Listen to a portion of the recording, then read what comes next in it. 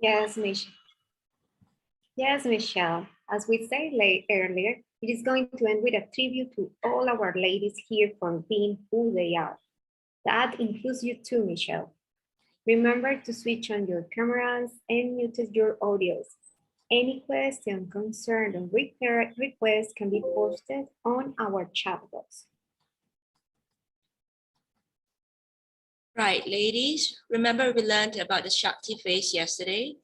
To deepen our understanding, we invite Sister Rosa once again this morning. Welcome, Sister.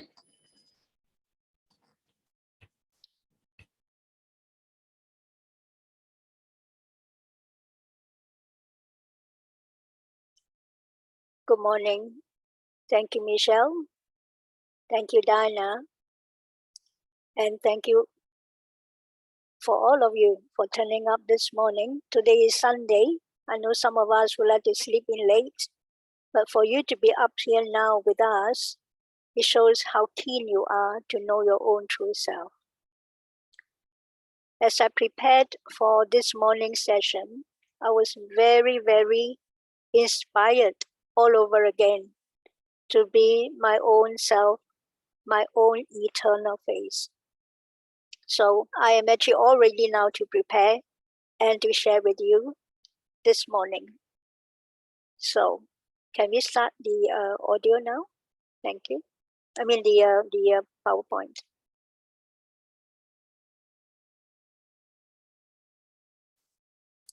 Presentation of the Shakti phase.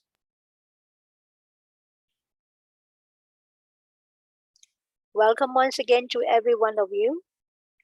Just in case you don't quite understand what I'm actually getting through, not to worry, because sometimes when you're so used to the traditional phase and the modern phase, the eternal phase may seem to slip off you, but don't worry.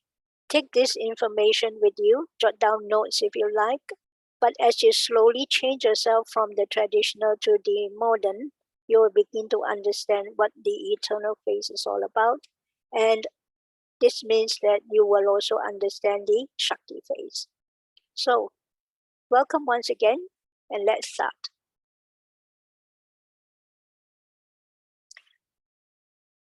Move on. Click next.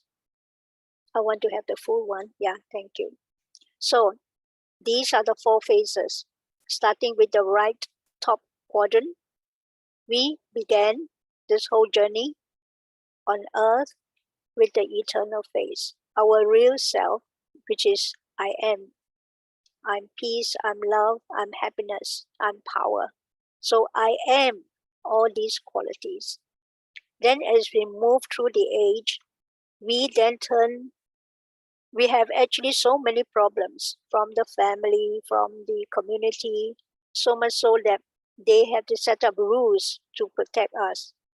And because we didn't quite know how to respond to these rules, which sometimes stop our desire from being fulfilled, we then begin to react and we move on to the modern phase.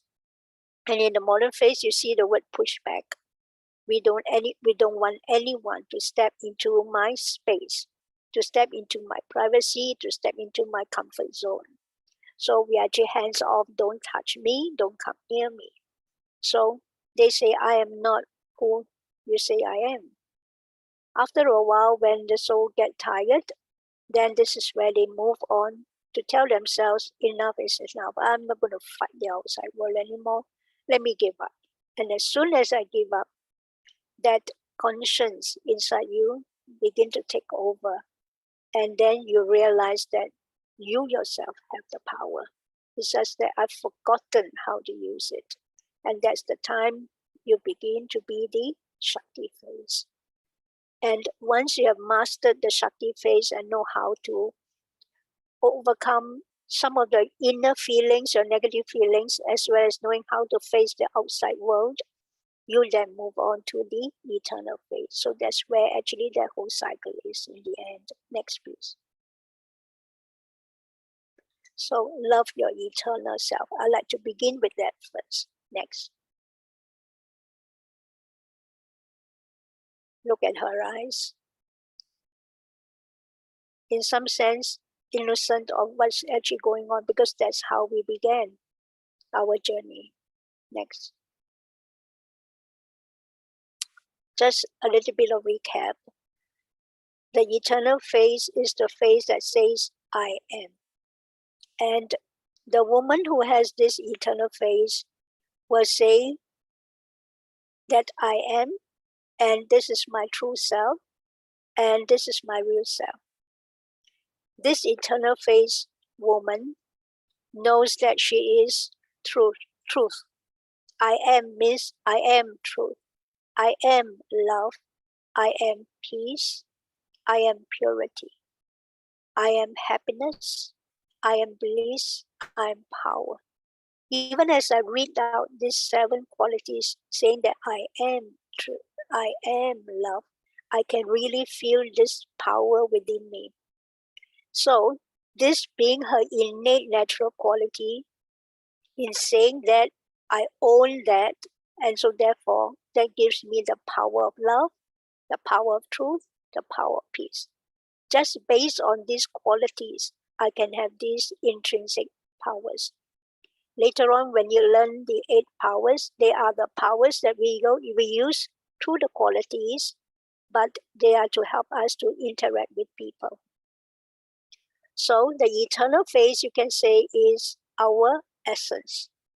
Yesterday, Sister Dimple said essence is the original, the real flavor. So the eternal phase is our essence, the spirituality of the soul. And if you can see yourself fully with all these qualities sitting inside, within yourself, you can begin to feel your light start glowing. And that light, that sparkle is the innocence, the essence. Next.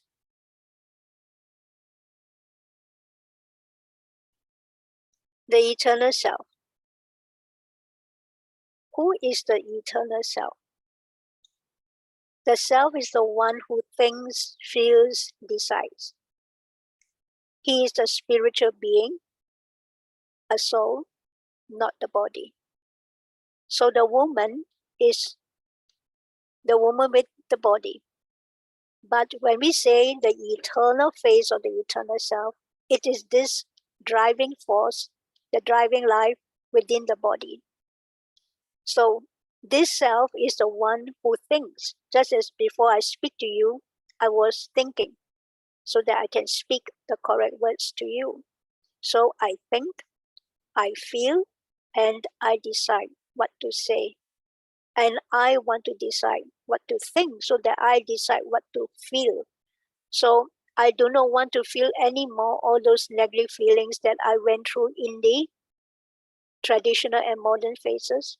I want to be in my own true self and experience those feelings which actually come from the 7 qualities and their virtues. So I, the eternal self, am one who is full of all the potentials of the 7 innate qualities of a spiritual being. I'm full 100%. That is the eternal self. At the moment, as a Shakti, I'm not 100% yet. So you will find yourself actually cycling up and down, which I will say a little bit more later.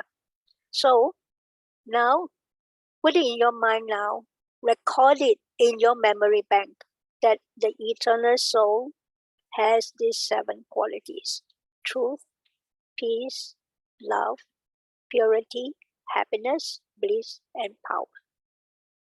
Sometimes truth, we can actually interchange it with the term knowledge, but it is the knowledge of the spiritual being. Or you can use wisdom, because based on truth, based on this spiritual knowledge, I act accordingly, and the experiences that I have gained make me wise. Next. So I would like you to experience this eternal phase. I'm going to do a creative visualization with you so that you can then go into your own eternal phase and experience your eternal, innocent, sparkling, spiritual jewel, your true self. So first, I would like to say that this eternal face or the eternal self is, like I said, it is the life force of the body. So you see me most of the time pointing up here. That's because this is where I, the eternal self, is seated. And I, the eternal self, is energy. It's not the physical body. So it is this energy that's driving this whole body. And if this energy is highly motivated by my 7 qualities, you'll find that it sends so much energy to the body. And then the spiritual being or the soul, sometimes we say, will begin to feel enthusiasm, motivation, to be inspired to do certain things that will actually help herself as well as the other people. So let's begin.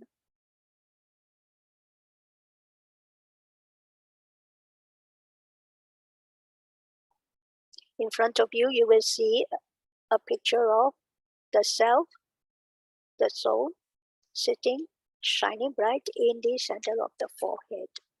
So if you want to practice eternal face, this is one way that you can do it. When you hear a meditation commentary, it is either beginning with you, and they will say you are a spiritual being. So then you have to bring out the word I am a spiritual being. In other words, today I'm going to give this commentary based on you are. But when you hear it, I would like you to change it to I am. So when I say you are now seated comfortably, you tell yourself, I am now seated comfortably. So change the word you into I, okay? So this commentary is third party talking to you, but you yourself create the thought and create the feeling. Use your visualization, or you can say imagination, and then enjoy this whole thing. Wherever you are seated, just feel comfortable.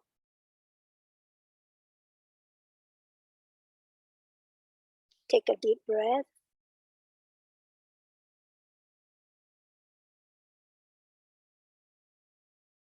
Sit and relax your body.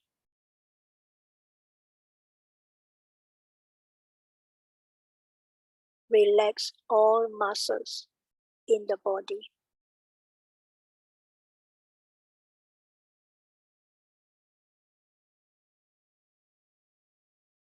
Now focus your thought on your toes.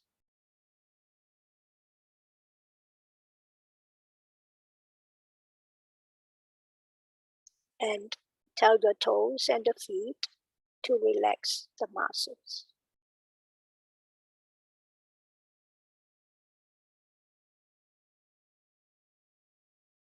Relax your legs, your thighs,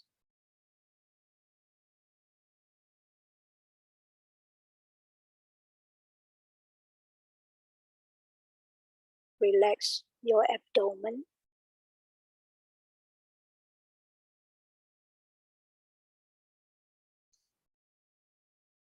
relax the muscles on your back.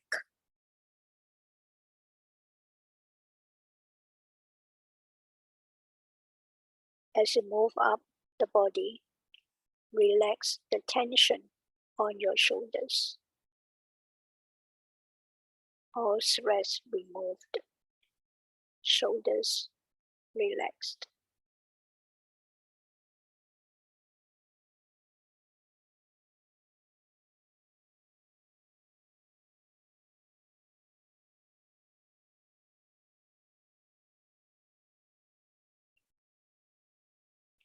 Now relax the muscles around your neck.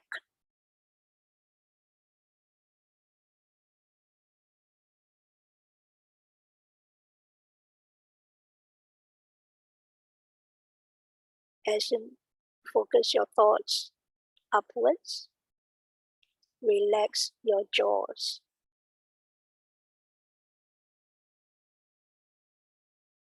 Really feel the jaws relaxing, no more tension.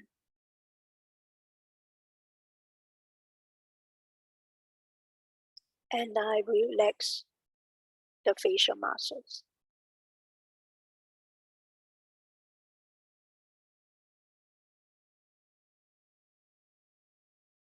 And relax your scalp. Your whole body is now totally relaxed. No more tension.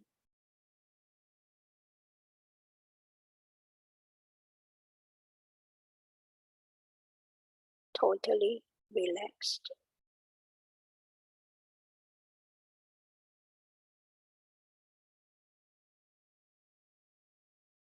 You can feel yourself still, quiet, silent, totally relaxed.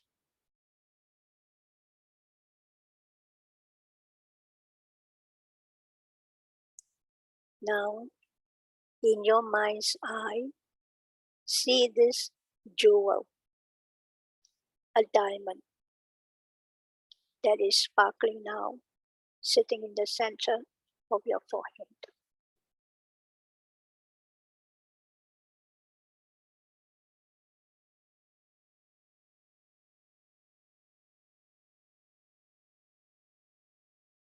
This jewel or diamond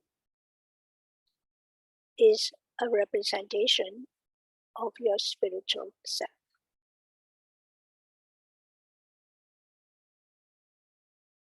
You, the eternal self, is this tiny jewel of light in the center of the forehead.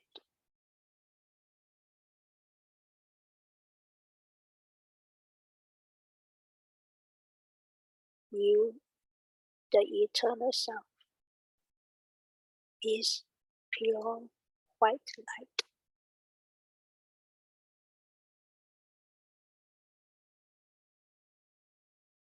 You are pristine, pure,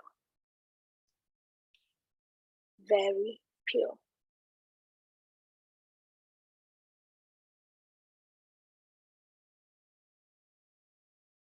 You are sparkling, radiating light, pure light, and peace.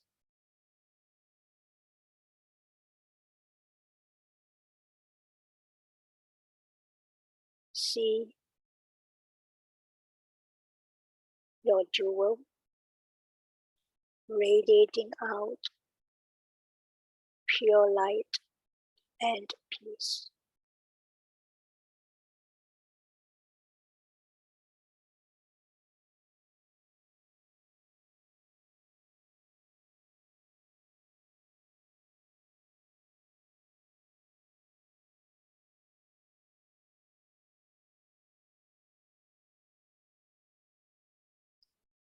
Now, with the power of your thought,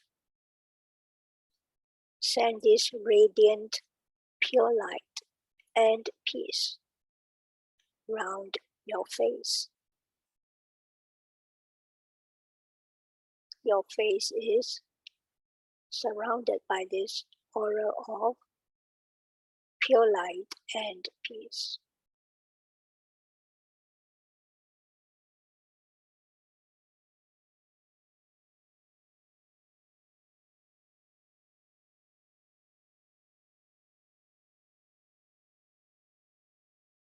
Slowly bring that radiant light moving slowly down your neck, your shoulders,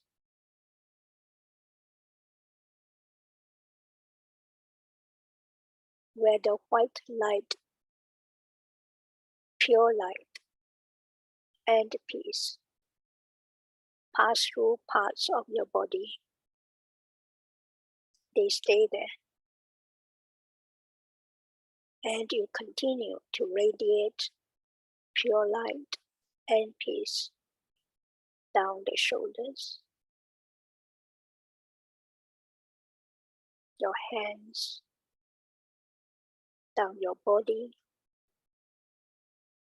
your legs to your toes.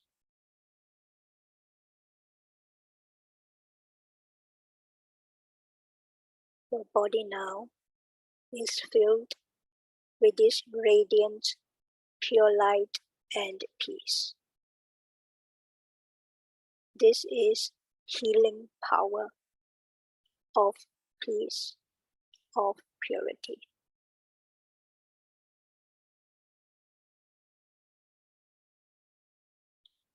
This pure energy removes the negative energy in the body and helps to heal the body.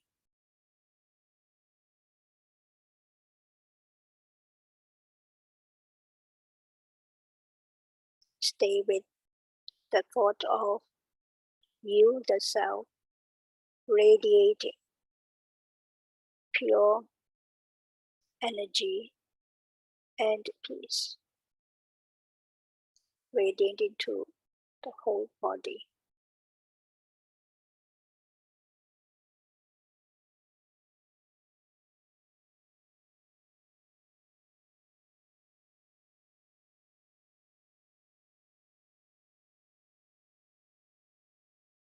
Now bring back the light to the self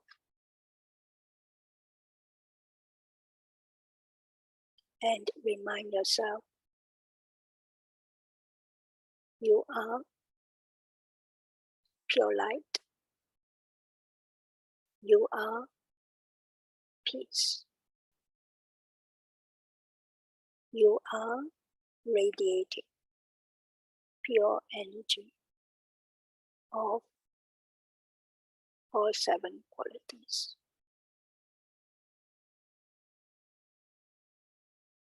This is your eternal self, the true self.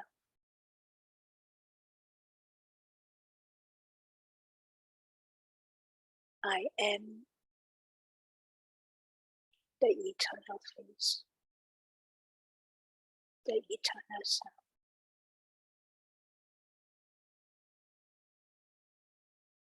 I am power.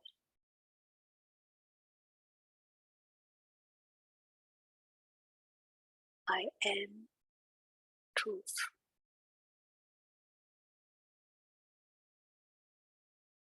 I am peace.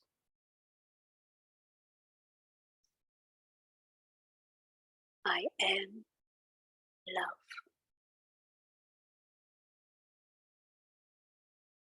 I am bliss.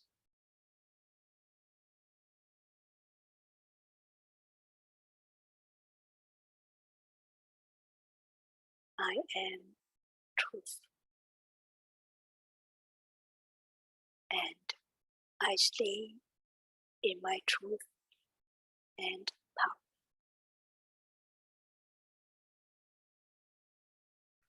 Om Shanti.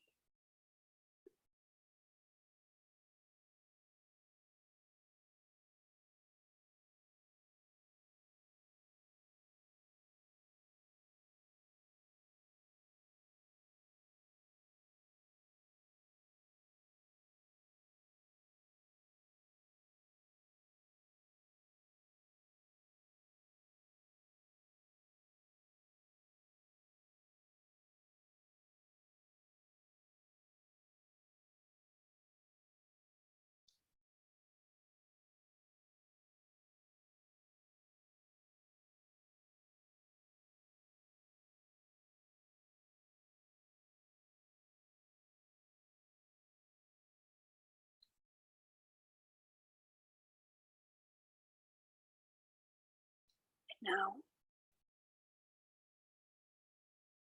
come back to the awareness of the room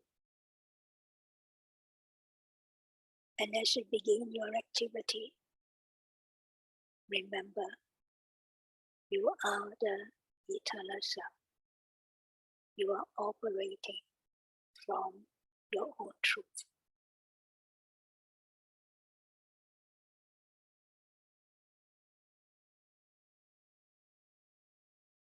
Now you may want to share your experience, whether you like it, and how do you feel right now.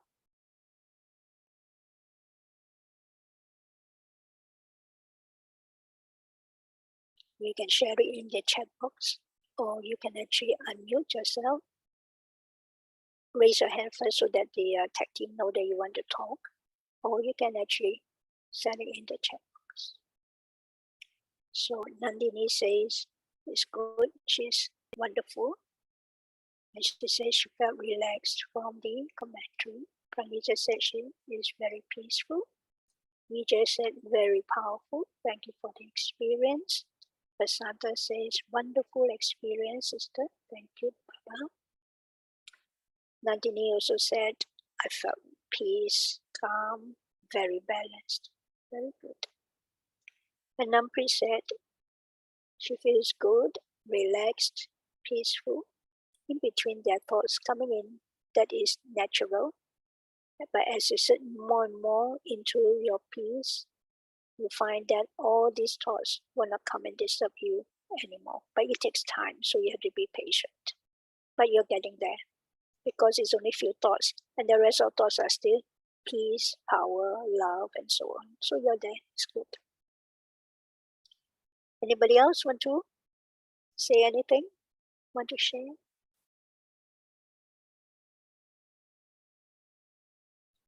Feel more comfortable and energetic, and it is from Nagasaki.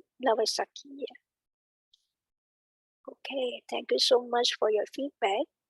And I'm sure those who didn't write in the chat, even though you don't feel peace, you don't feel the purity, but if you feel not even peace, but if you feel yourself calm, quieting down, you've started. So don't be unhappy, all right? You're okay. Thank you, Lamprit. So shall we now move on to the next one? Thank you so much for your feedback and how you feel. So what you've just done in this creative visualization is you are now in touch with your own eternal self. So it's not difficult. You just have to continue to keep doing it, reminding yourself, even though you're going around doing your activity, tell yourself every now and then when you remember and say, I am this eternal self, I am peace, I'm love. And if you want, just work on one particular quality first, begin with peace. So that throughout the whole day, you're telling yourself, I'm peace. Over a period of time in the day, you will begin to feel yourself going about doing your tasks in a very peaceful manner. You're no longer darting around and thinking what's the next thing to do and get very stressed out. You won't. Because you kept reminding yourself your peace, you have sent the energy of peace around yourself. And your thoughts, when you think, you will begin also to know that you're thinking slowly. You're not allowing your speed of your thoughts to run fast. So you have arrived at the eternal self. You have planted the seed. So just continue with it. Okay? Now let's move on.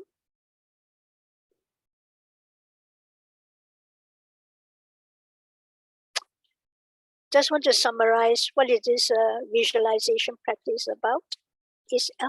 I'm actually using the Shakti phase to move us into the eternal phase. Because when I showed you the four quadrants just now at the start of the presentation, it is the Shakti phase, which is the strategy that now I'm using to move me onto the eternal phase.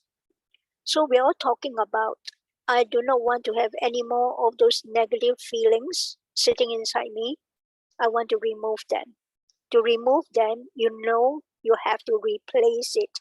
I cannot say I don't want to be peaceless. You cannot say I do not want. I said already yesterday, whenever you use the word not, it wouldn't work. It won't work for you. So replace.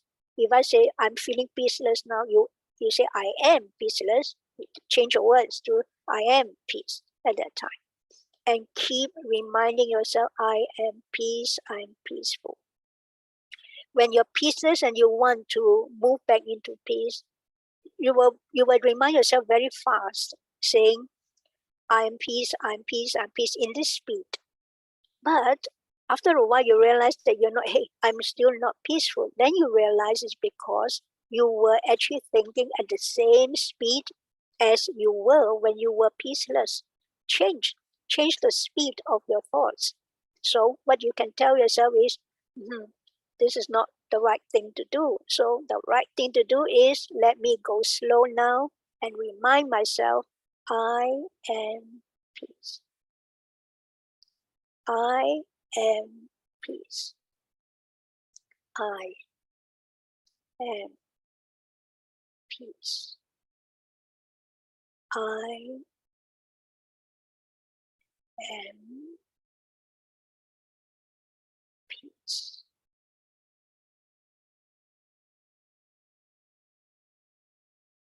You feel the calmness? So the trick is slow down the thinking of your thoughts. Slow down the speed of your thoughts.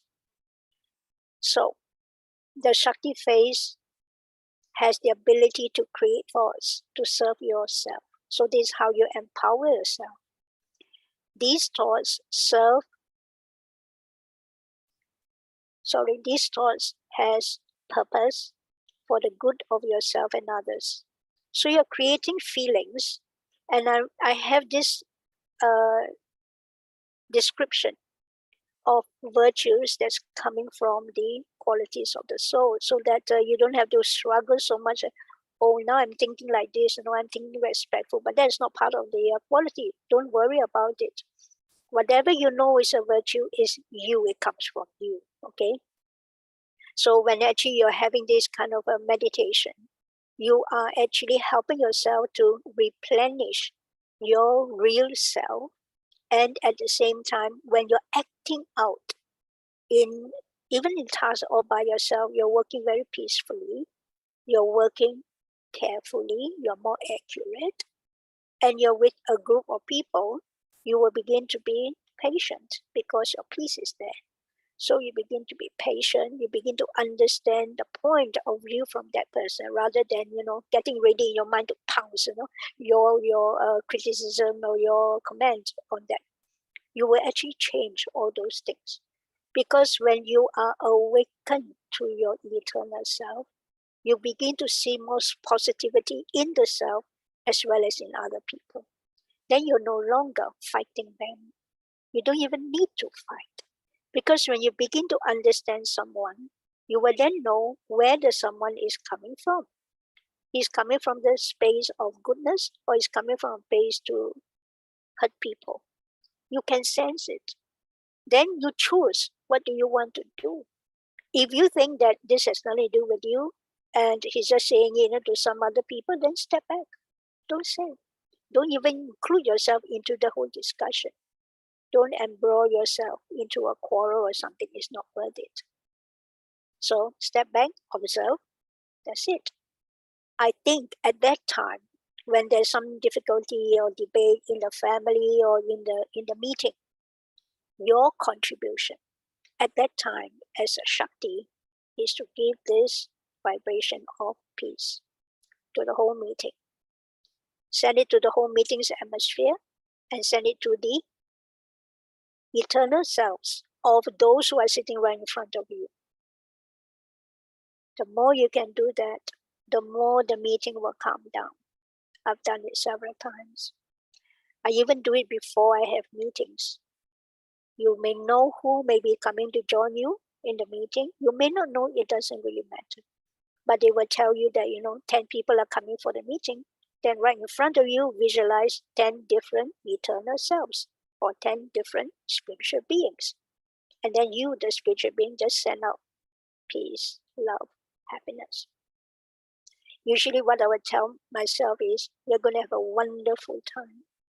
Even though we may not come to any kind of conclusion at the end of the meeting, it doesn't matter, because the whole journey of the discussion is so helpful, so peaceful, so harmonious, and everyone is on the same page. Everyone is moving in the same direction, and we are all very happy with the outcome. So you're given that so-called blessing with your thoughts. And that's how we serve as a Shakti. And when you're actually doing it, you're actually going back to your eternal self. So on the one hand, you are using the strategy of a Shakti, but at the same time, you're gaining back your own eternal face. So isn't it nice? Just by this one thought that you send out, serving everyone, you are actually using your Shakti face to get back your eternal face. So you can say it's two birds with one stone, all right? So the kind of virtues that you can produce, I give some examples here, would be patience, peace, happiness, love, compassion, appreciation, accommodating, and tolerance, and so on. Okay, I'm looking at time now, so can we move on? So let's now view this video on Shikan.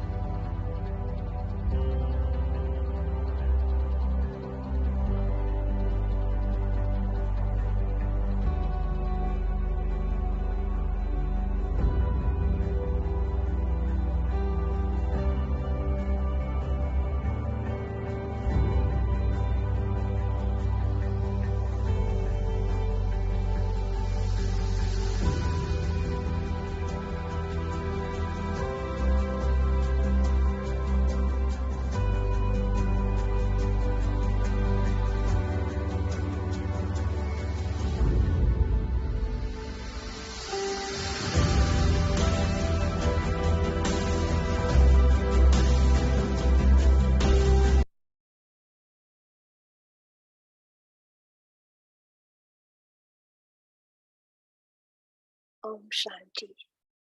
So, a woman is a Shakti, and the meaning of Shakti is power. But this power is not only confined to women alone. I do not want you to have that wrong idea. Men also have power, because they are also spiritual beings sitting in the body of a male body, that's all. So every human being has the same eternal self, same qualities. When we actually in the different female or male gender bodies, the way that we act is according to either masculine or feminine. But every single one of us have the eternal face, the same. Next, please.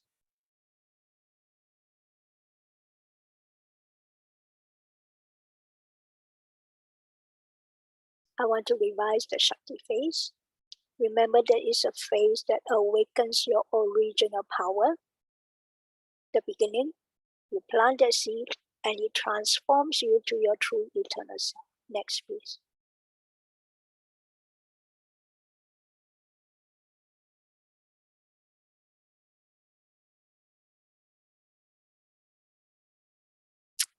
So, the Shakti is going to say, I access. That means I can get into the power within me to be who I am, to be who I want to be. So for the Shakti, you go into silence and transform yourself. First, you have to transform yourself. How do I do that?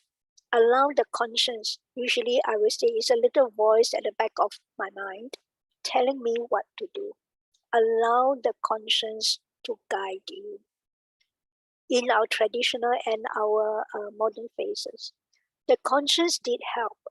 But after a while, when our ego comes out in the modern phase, we just shut off the conscience and I dictate I am the one who sets up my own rule. And so therefore, you don't have to tell me all these things. I know, but I'm not going to go that way. So because we think that the conscience is asking us to go back to the rules and norms of the people. So we said no. But now, when I realize in the Shakti phase, I want to be guided by the right source, by the right indications. So the only fallback is the conscience. The conscience has all along been actually following the self, all along. And this conscience is connected to the divine source. And this divine source is actually the divine source of truth. Only this source knows the whole truth of what's going on earth, on what's going on actually in the thoughts, in the minds of the eternal selves. So it is also the source where we can tap and draw all the virtues, qualities, powers, so that we can replenish ourselves from whatever percentage I have now of all the 7 qualities and really raise ourselves right to the fullest 100% potential of all our qualities. Then when I'm really at the 100%, anything that I do is coming from the eternal self, your natural self, all right? So she transformed herself, she reclaimed back her true self. So a Shakti phase is of spiritual power, of self-empowerment. Next, please.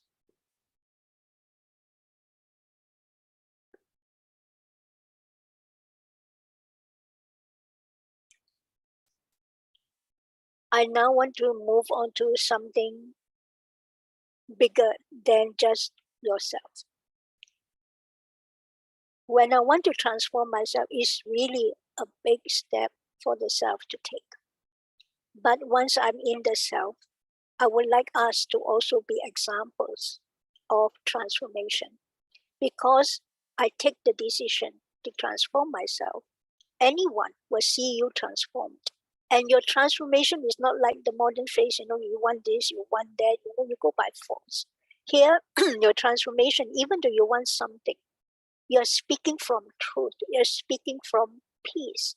Same words you use will have different vibrations.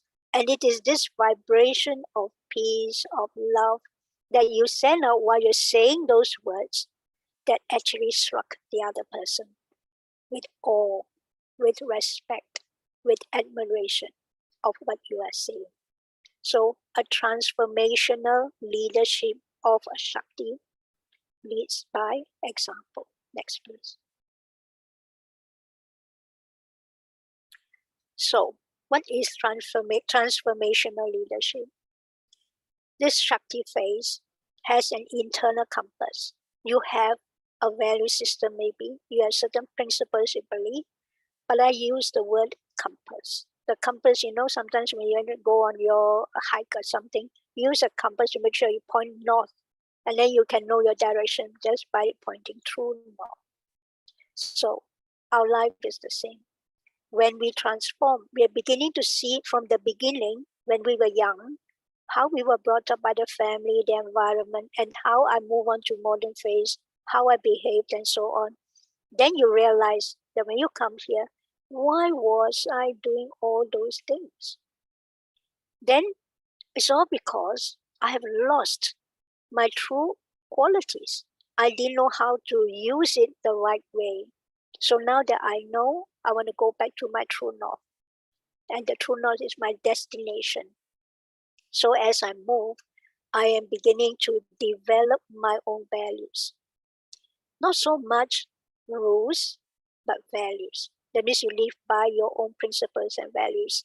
And these values that you do, you practice in your life, becomes example for others, inspire others, helping others, guiding others, developing others, and so on. Okay, next. I saw in Indra Nooyi, who was the former ex-chairman and CEO of PepsiCo. Once about 7 years ago, it just popped up in my YouTube. So I was quite intrigued. a woman leading PepsiCo. And then when I realized that PepsiCo was such a huge company, and she was contributing to that expansion, it was a phenomenal expansion. She took over the whole thing 12, 15 years. And the company grew profitably, but she has something else. She makes sure that the company is socially responsible, environmentally responsible, and that every single employee is being looked after by the company itself. So she has her own set of fundamental principles which she developed along the way. So I would like to share with you her 5 C's of leadership, please. And sorry, when you actually see it, I want you to see the personality, because I'm going to ask you to tell me what do you see in this Shakti herself. Next, please, Shakti.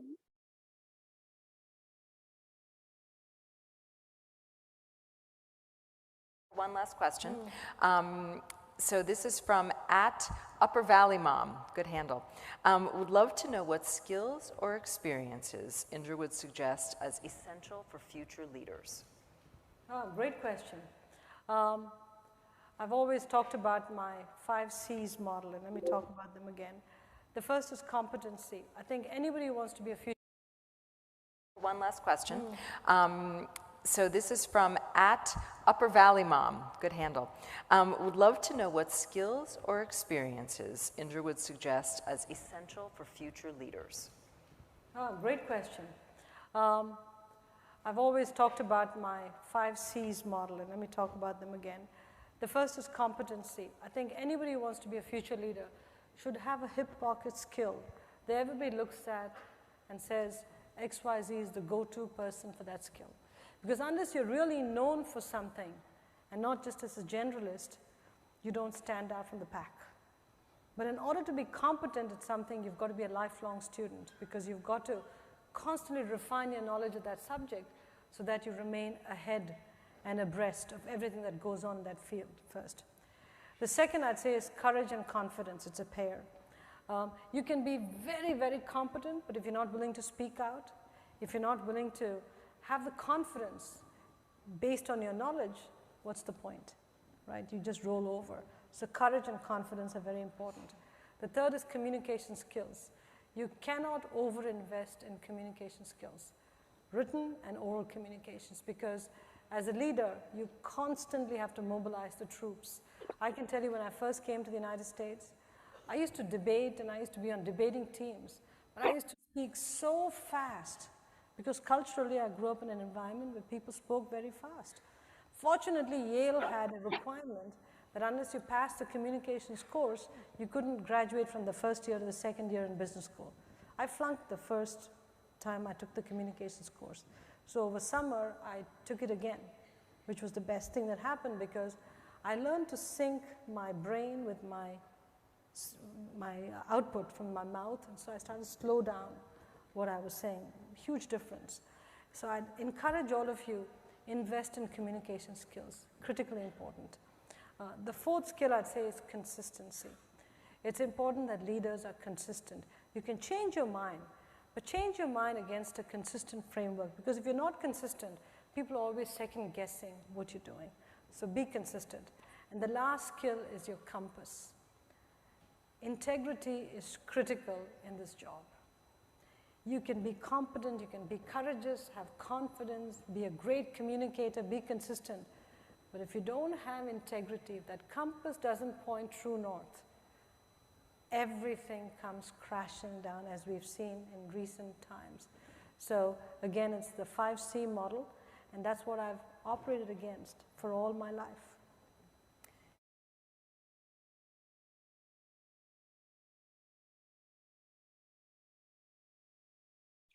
These are her 5 C's: competency, courage and confidence, communication skills, consistency, and compass. You may want to adopt them or adopt one or two. Even none of it doesn't really matter. You find your own compass. You find your own values that you want to live by throughout your whole life, and be guided by those values or principles, which is your compass. What I like about the word compass, next please, is the word she used, integrity. For me, integrity has been a long time thing ever since I was a teenager.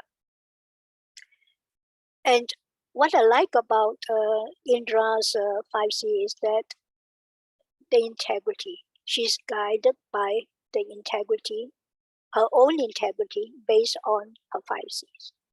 And this is actually all the videos I've seen about her. She's quite firm leader, but very gentle, very compassionate towards the welfare of employees as well as to the customers also.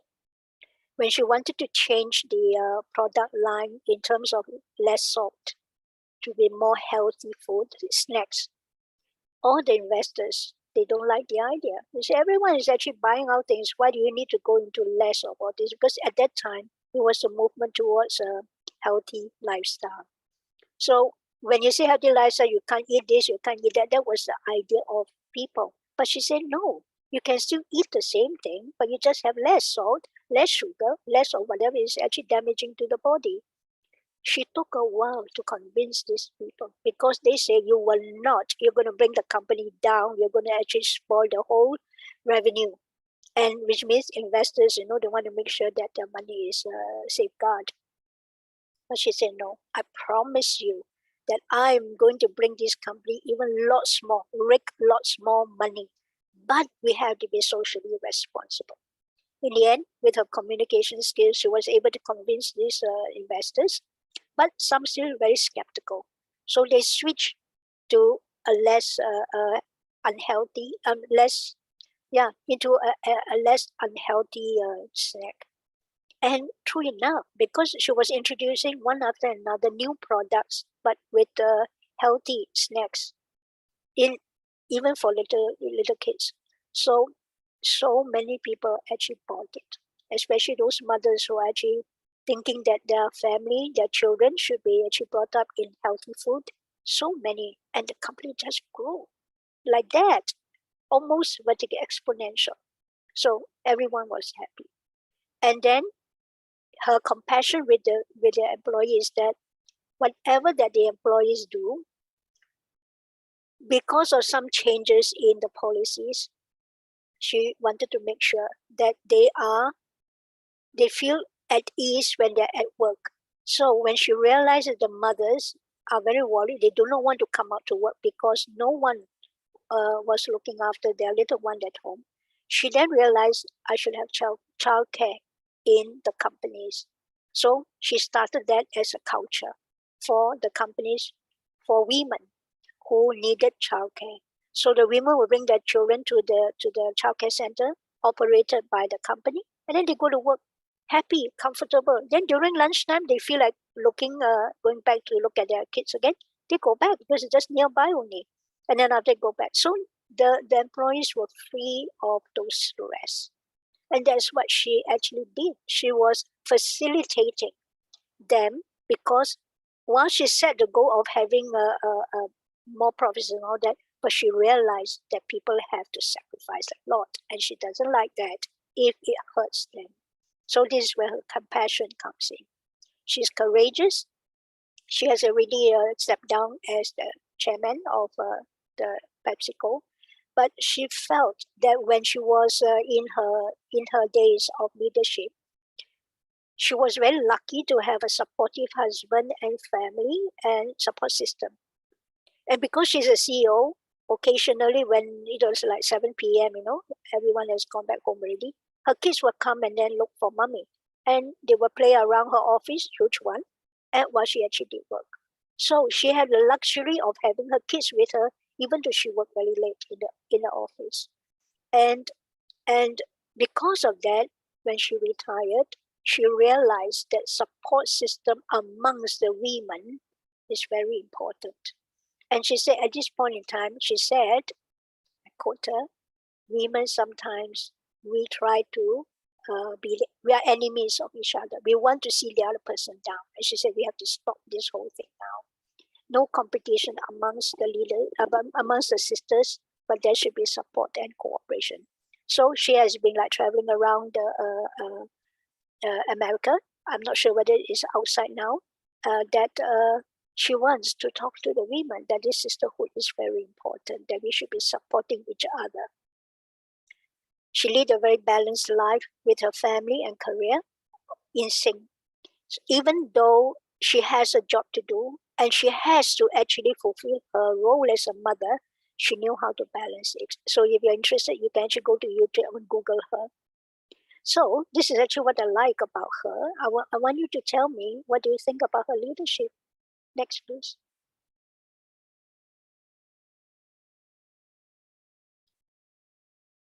So a transformational, oh, sorry, I thought next is going to,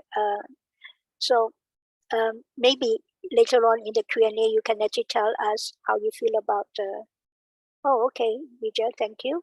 You say you like her conviction, her confidence, and her command for herself. That's great.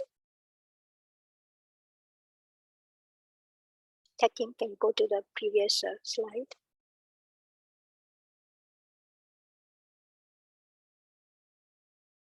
Okay, anybody else want to share your how you feel? No, back to Noe's, my what I like about her, to that slide. Just a previous one. Some more down. Some more. No, sorry. Go back to Indra Noe's 5C leadership. I like her integrity. That particular, yeah, that's right. Anybody wants to share? Just a few more moments because I'm actually running against time. So if not, let's move on. Thank you, Pranita. Yeah, she's caring of employees. So next slide, please.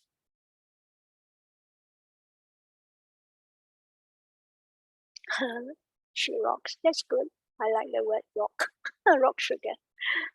Okay. Let me read what you say again.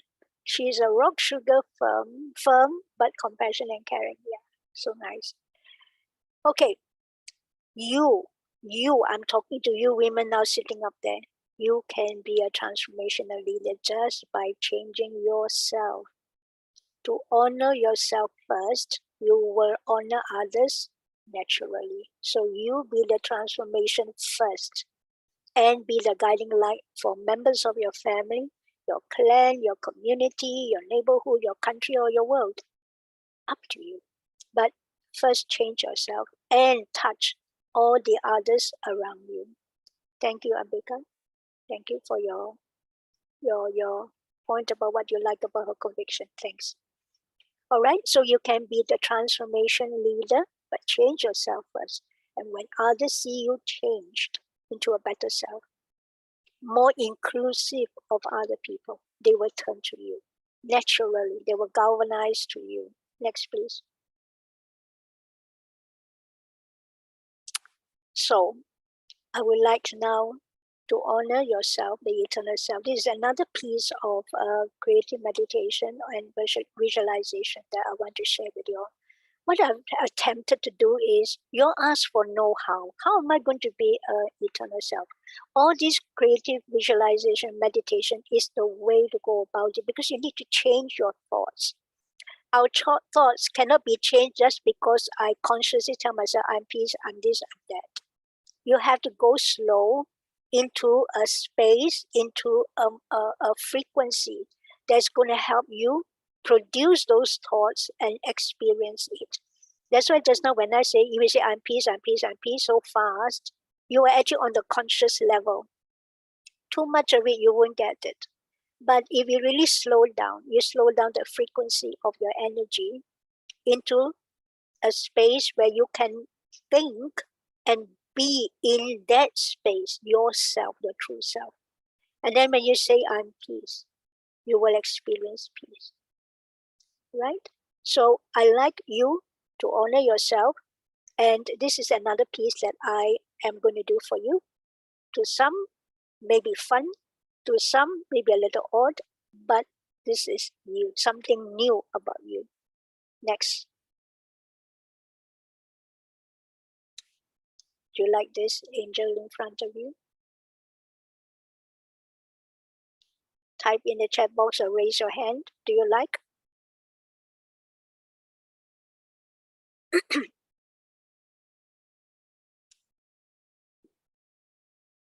That's great. Okay. In my commentary, I would like you, thank you. I'm glad you like it. This is you. The angel is you.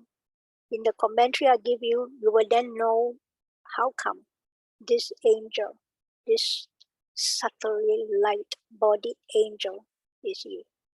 And that's because you are the essence. You are that point of light. You are that point of energy.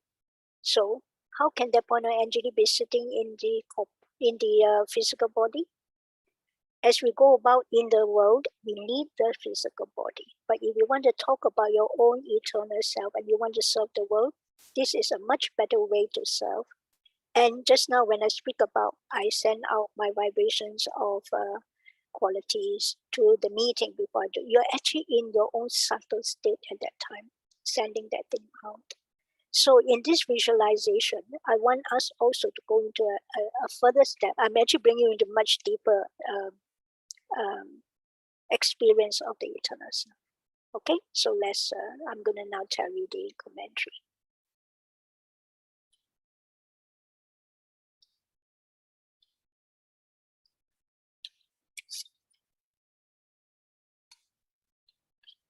Sit quietly. This time I'm going to use the word I. So you say I also. That means you are. So say I am. That means I am. That's you. I is the is you actually.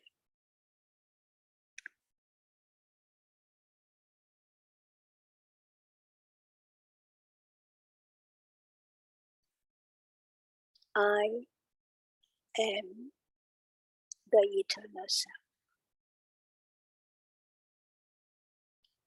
I am a tiny point of energy sitting in the center of the forehead of this body.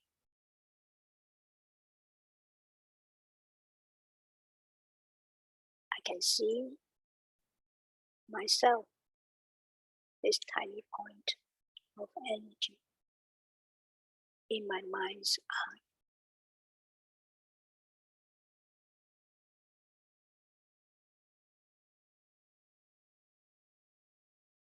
I connect myself to another point of light, the divine source of truth, of wisdom, the source of all qualities, virtues, and powers. This source of light is also a point of energy above me.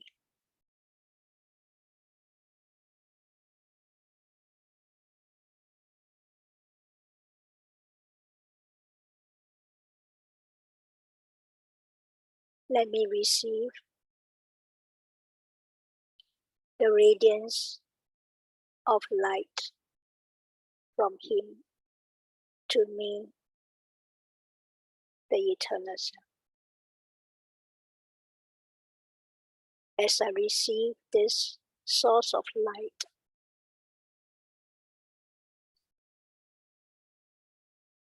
the light fills me, the self. At the same time, the light surrounds the physical body.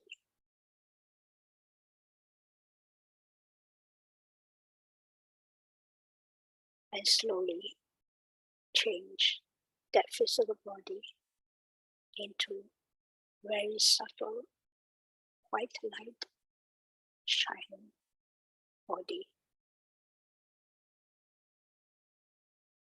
I, the self, am seated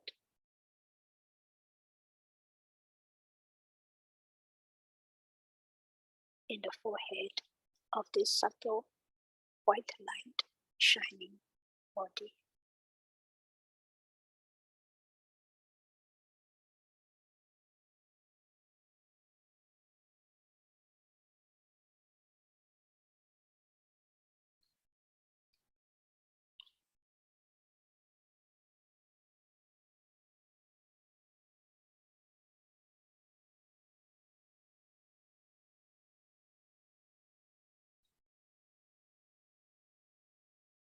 I am so light that I can fly up to the sky. And as I hover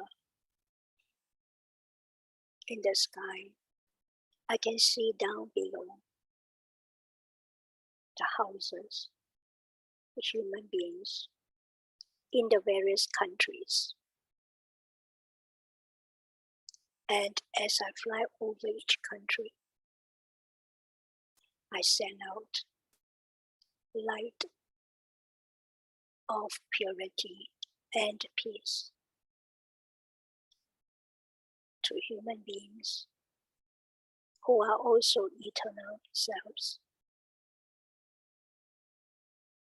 to Mother Earth, and to elements and nature.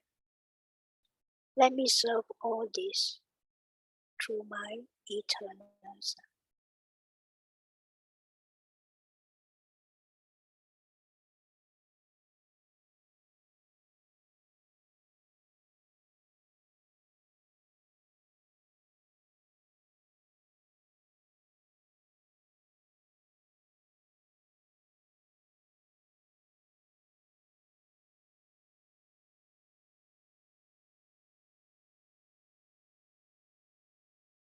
May this lasting purity and peace be with Earth, the elements, and all my spiritual brothers and sisters.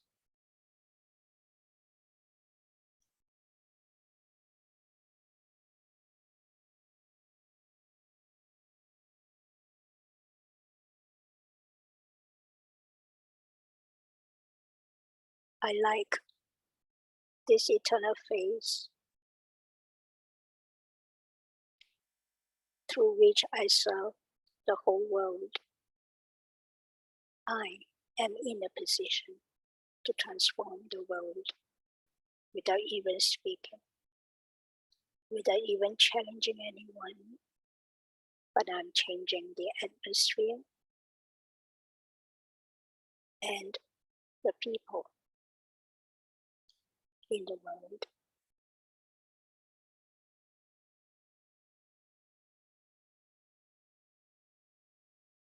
And now, let us return back to the awareness in the room.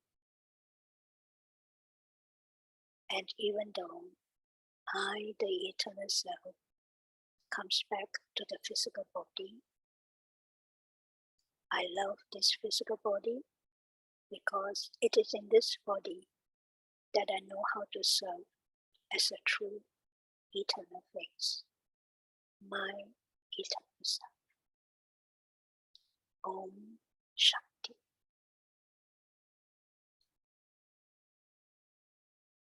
Next slide.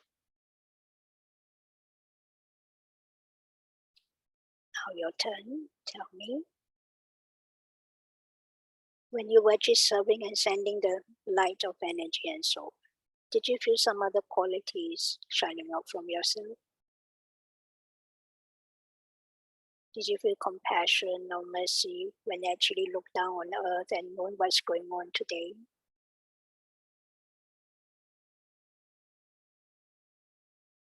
Anybody wants to share? Okay. Anybody? Good. Loving, compassionate giver. Yes, good. Anyone else?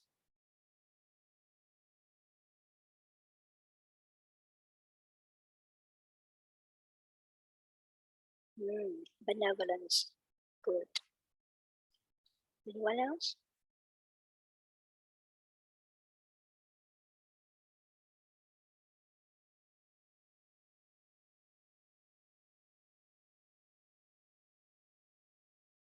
Compassion. Very nice. Good. Saw myself as an angel, sending love and blessings to all on earth. How nice. Feeling very light and peaceful. Good.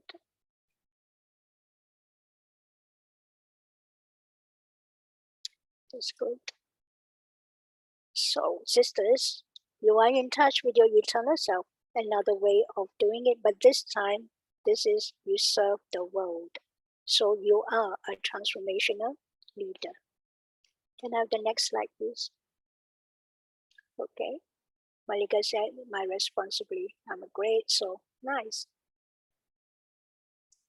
Next slide, please.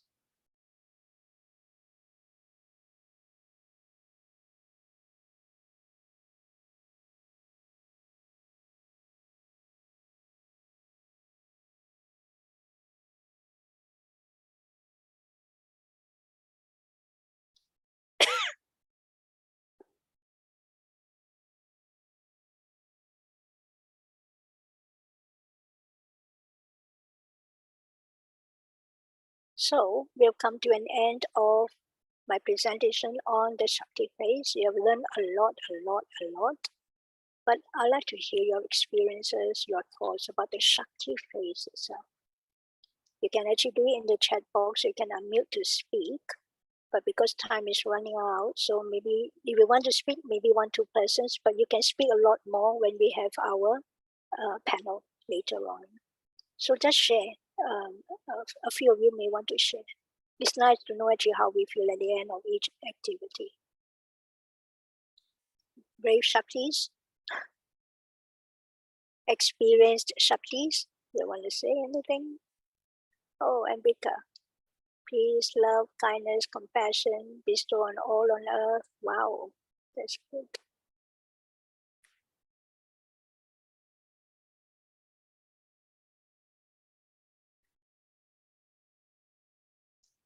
Tag team, you give me a few more minutes, please, to round off. Huh? Any more wanting to come? Anyone wanting to chat?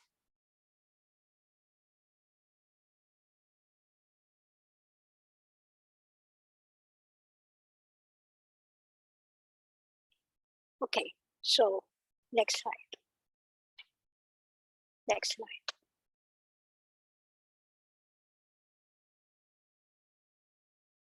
Right, Shaktis. Thank you to all of you Shaktis. I enjoyed sharing this Shakti phase with you all. I really appreciate your deep sense of worth to be your own true self.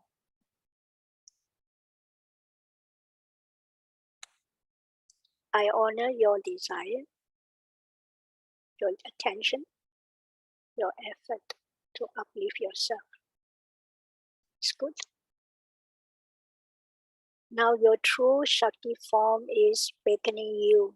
You got to have that strategy now. Be in your truth, in your power. Just go for it. Go and reclaim your eternal self. Be in your eternal self.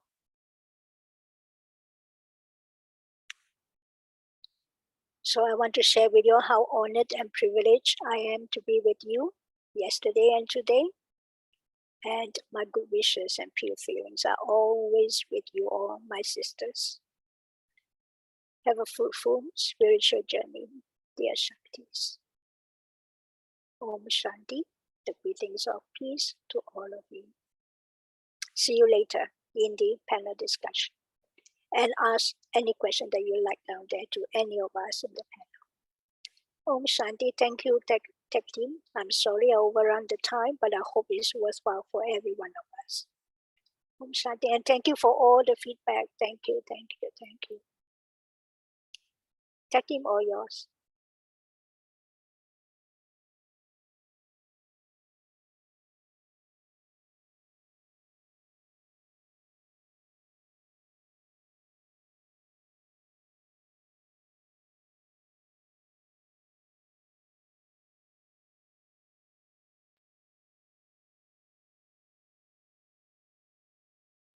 Well, it was worth the extra time. Thank you, Sister Rosa.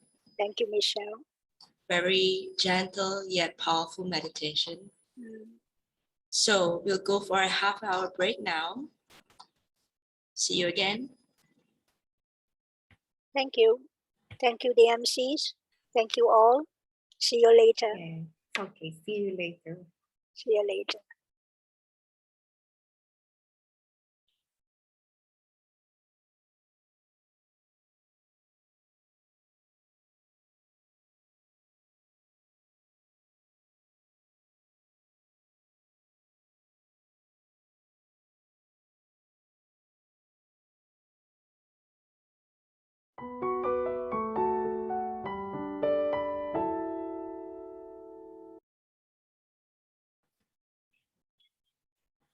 Right. Thank you. Thank you for your cooperation. We're back early. So welcome back. Now it's time to know about the 8 powers of the soul that it can find within. It is my pleasure to introduce Sister Shanti for this topic. Welcome, Sister.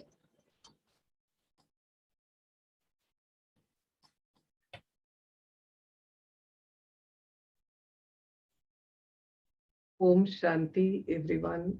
Sister Michelle, thank you for the introduction. And very happy morning to all of you. And Om Shanti. By this time, all of you are familiar with the phrase Om Shanti. Om means I am a peaceful self. I am a peaceful Shakti. And Shanti means peace. So in Brahma Kumaris, when we greet each other saying Om Shanti, we stabilize, we understand that each one of us are peaceful souls and we come in connection and relationships. So it is great third day and it is a very significant weekend for all of you and also for all of us facilitators, because however many years and how much ever we use this spiritual wisdom and knowledge, it is always so interesting and it is always new, because every day, every moment we are learning and it is a great journey.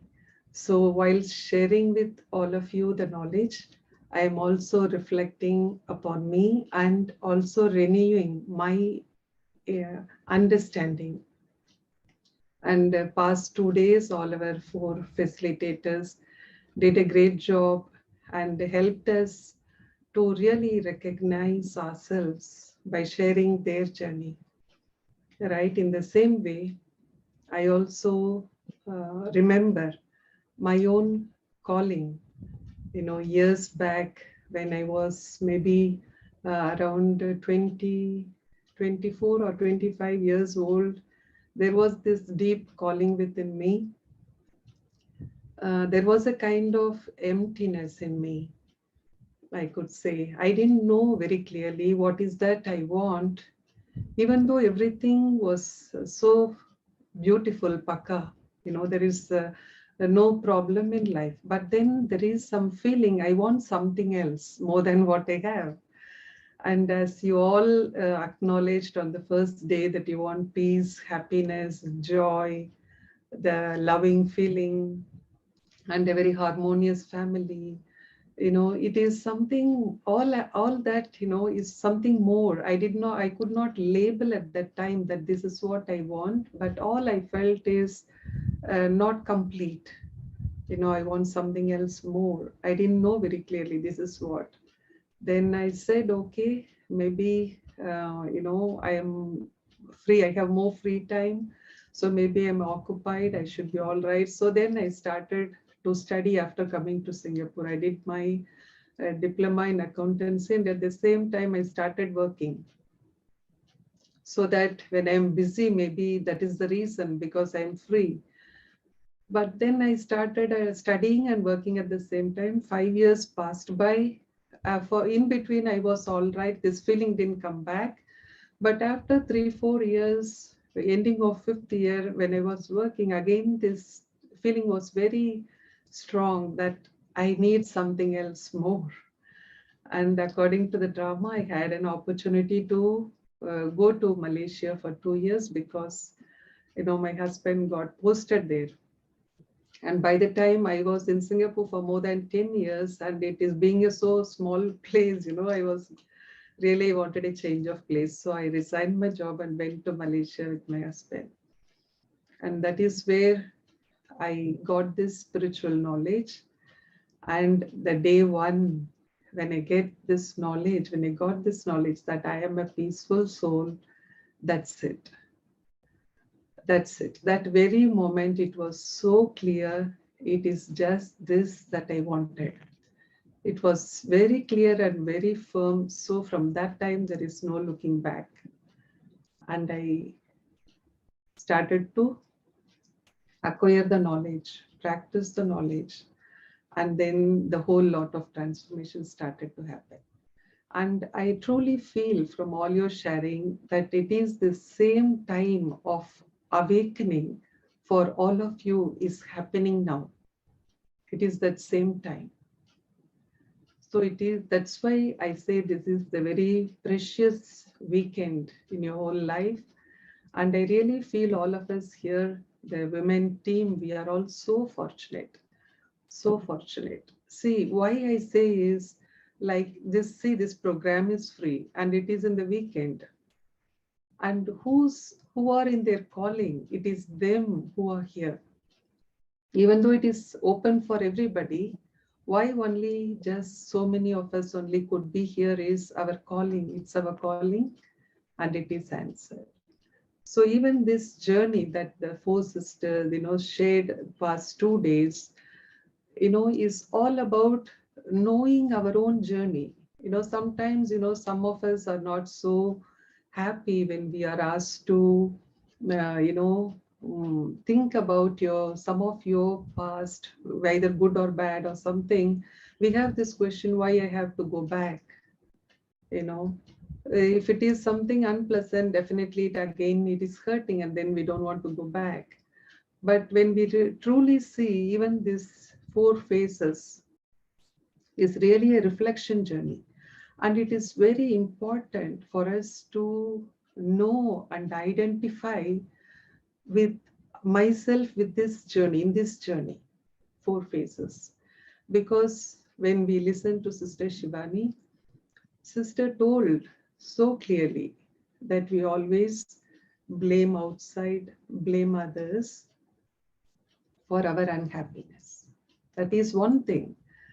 And another thing is we ourselves have a lot of baggage inside ourselves. And this is the primary reason for us getting disturbed than the other people. Because we don't identify our own baggage, we are just simply blaming outside.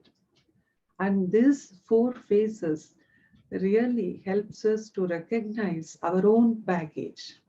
And this baggage is not a bad baggage.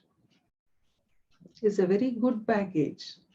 Why? Because is many things we can't understand from other people's experience. Our own experience is the best teacher. So only if I have that baggage can I recognize and identify and understand when that is related to me. Say, for example, even this phrase was very new to me when I came to Brahma Kumaris. I did not hear that before at all. Don't take sorrow and don't give sorrow. This was very new to me when I heard the first time. Don't give sorrow, we have heard all the time. And we can try our best, if you just don't stop, you stop talking, you can at least 90% stop giving sorrow. But don't take sorrow. Really, one needs to be so, so powerful. Because sorrow, happiness, sadness, or whatever these emotions, they are so subtle. They are so subtle. Even before you realize that this is what you're feeling, that emotion has occupied you already. So how is that I can stop taking sorrow? I can stop giving sorrow. Just I shut my mouth is done. But how am I not to take sorrow? That means I need so much stock of peace and happiness within me and good wishes and pure feelings for everyone. And I need to be completely positive, what may come. And that is the first step of spirituality. Spirituality is, we know, we understand, is not about changing clothes and changing the place where we go. No. Spirituality is all about being completely positive.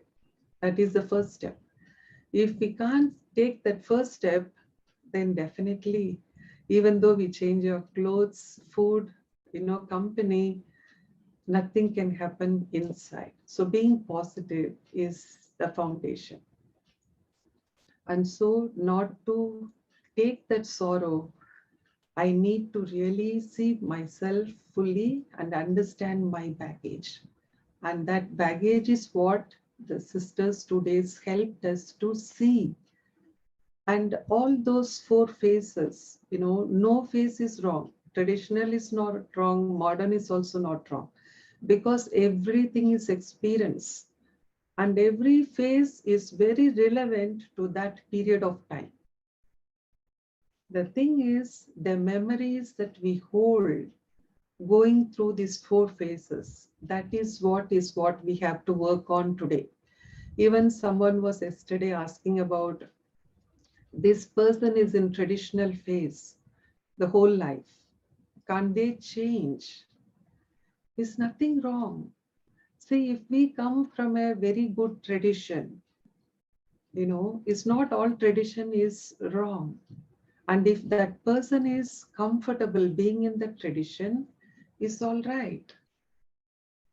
Because people who can understand, who is educated, who has that opportunity, they are able to understand. But there are people, like who are uneducated or old mothers, they can't understand. But then they are very comfortable in their phase, traditional phase. So it is all right for them. But then who has this understanding, what we can do is we can have complete good wishes for them, complete compassion for them, and make them feel comfortable. I should not look small at them because they are in that phase. No, I should have equal respect. So in that way, the four phases really helps us to look at our own baggage.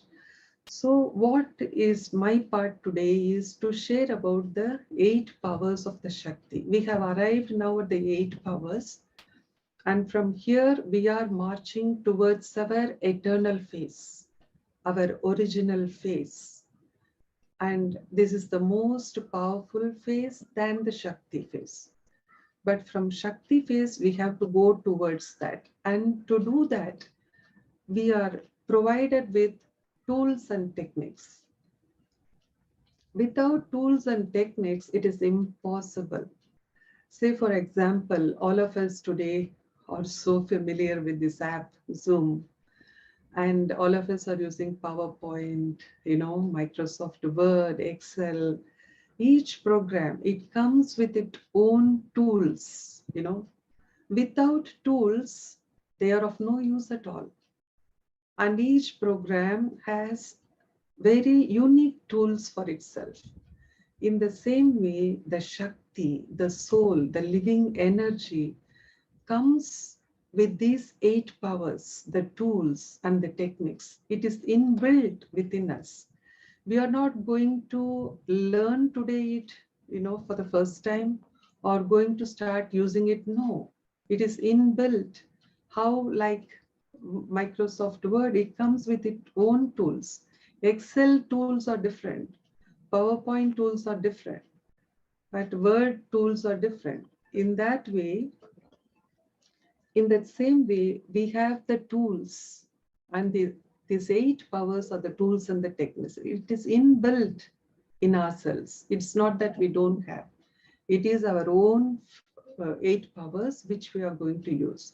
These 8 powers we have been using in the traditional as well as modern phase also. But because we didn't have knowledge of truth, wisdom, we were using it in a different way. But now with right understanding, these 8 powers are going to serve us the Shakti. I am the master of these 8 powers. So the 8 powers, we are going to master it in such a way that the powers become serves us to make our journey so happy towards my eternal stage. So I will start sharing the slides now.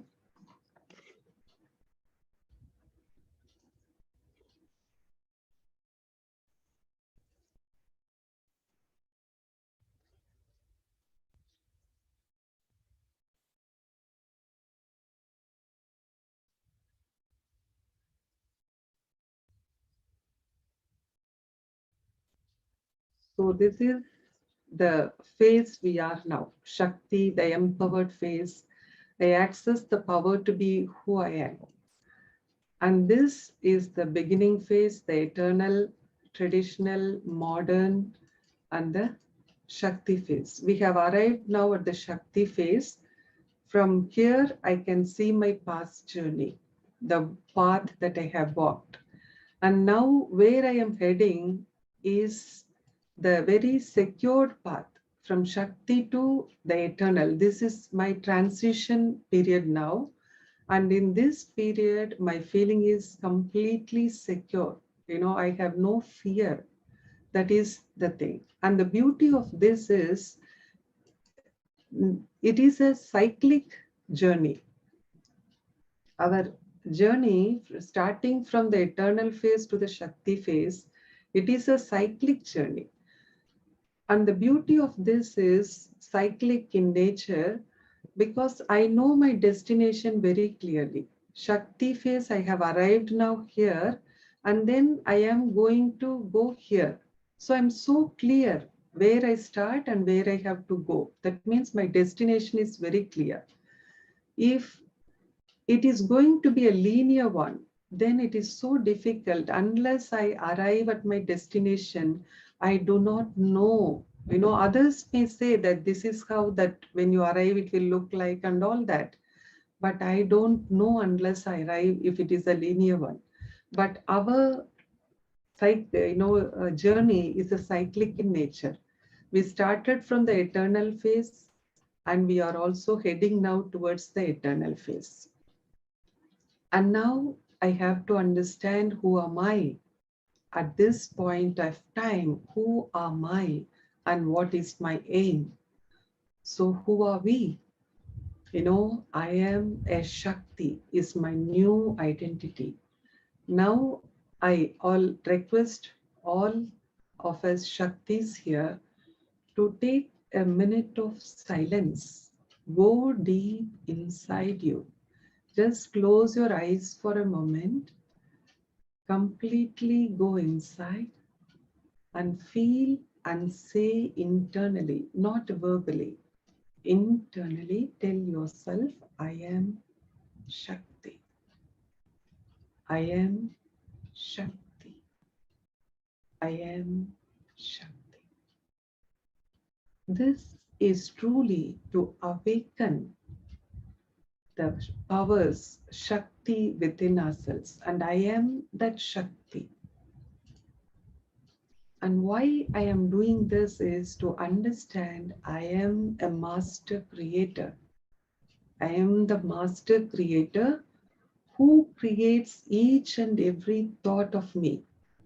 Sister Rosa really helped us to bring this awareness and also to tell each one of us that we have the power to create the thoughts. Even yesterday, someone was texting that I have these toxic thoughts. How can I overcome them?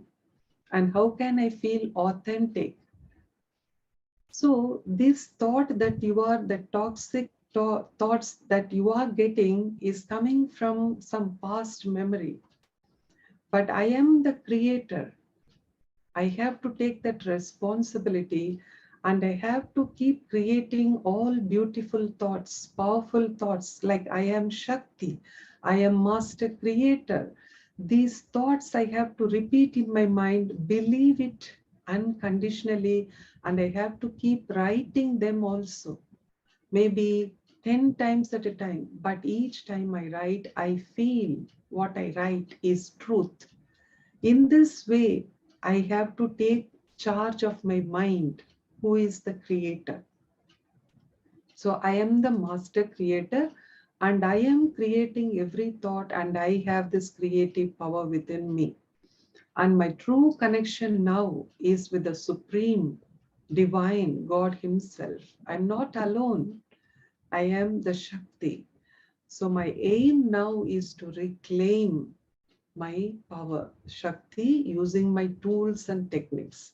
And see here, the whole thing is I am Shakti, and my aim is to reclaim my own power. So nothing is outside. Everything is me and inside me. Nothing is outside. So the whole control is within me. The whole remote is in my hand. And that is such a liberation, right? Next, we go to the tools, the weapons, or the techniques to reclaim the truth. The techniques are really very, very important. Otherwise, all we know now is I am a Shakti and I have to go to my eternal phase. But how am I going to walk that path? And there comes all the tools and the techniques. These 8 powers are the powers, innate powers of the Shakti, that is inbuilt in the Shakti.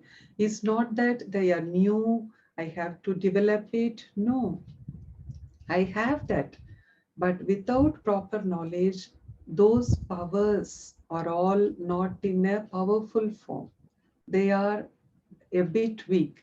Say, for example, when it comes to power to tolerate, power to adjust, power to face, power to cooperate, all of us are doing this. It's not that there is no one person in this world who is not doing it.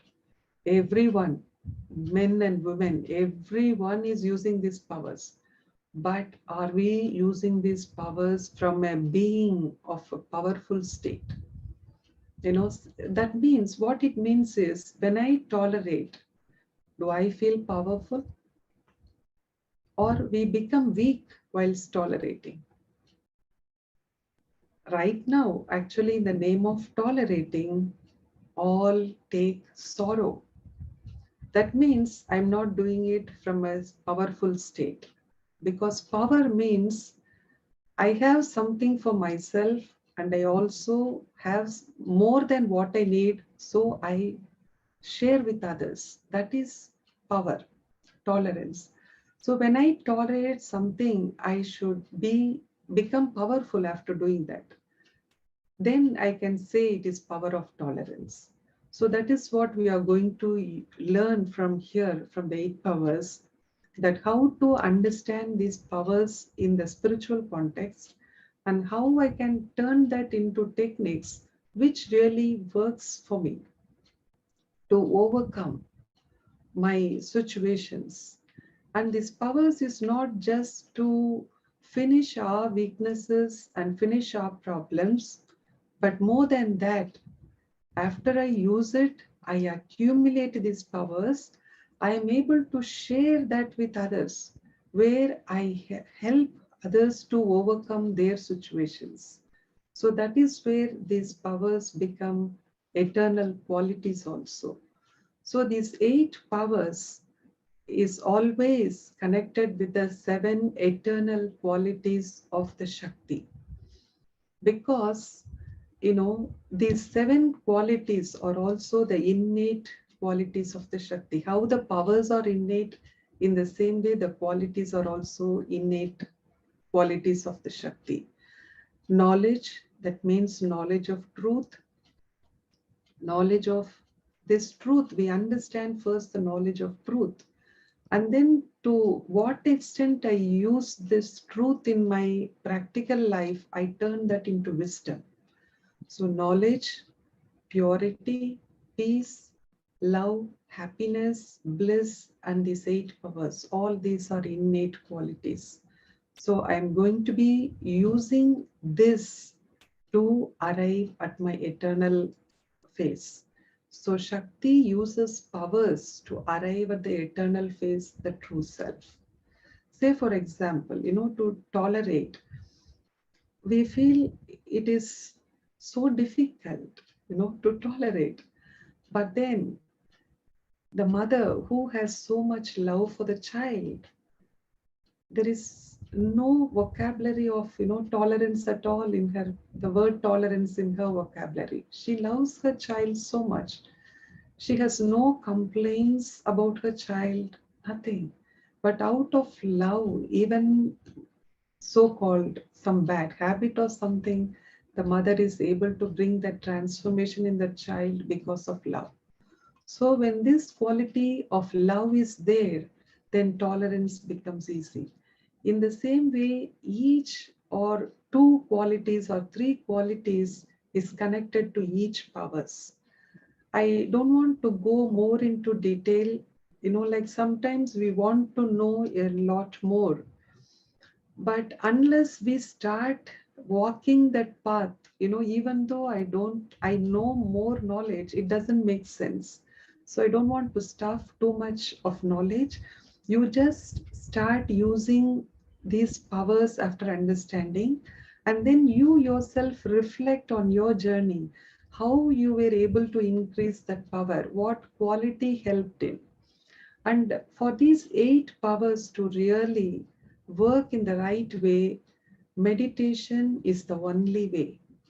Understanding alone won't help at all. Sometimes you understand a lot, you listen to a lot, but then you won't be able to use it. Then you feel like burdened, and then you feel, oh, this knowledge is not working for me.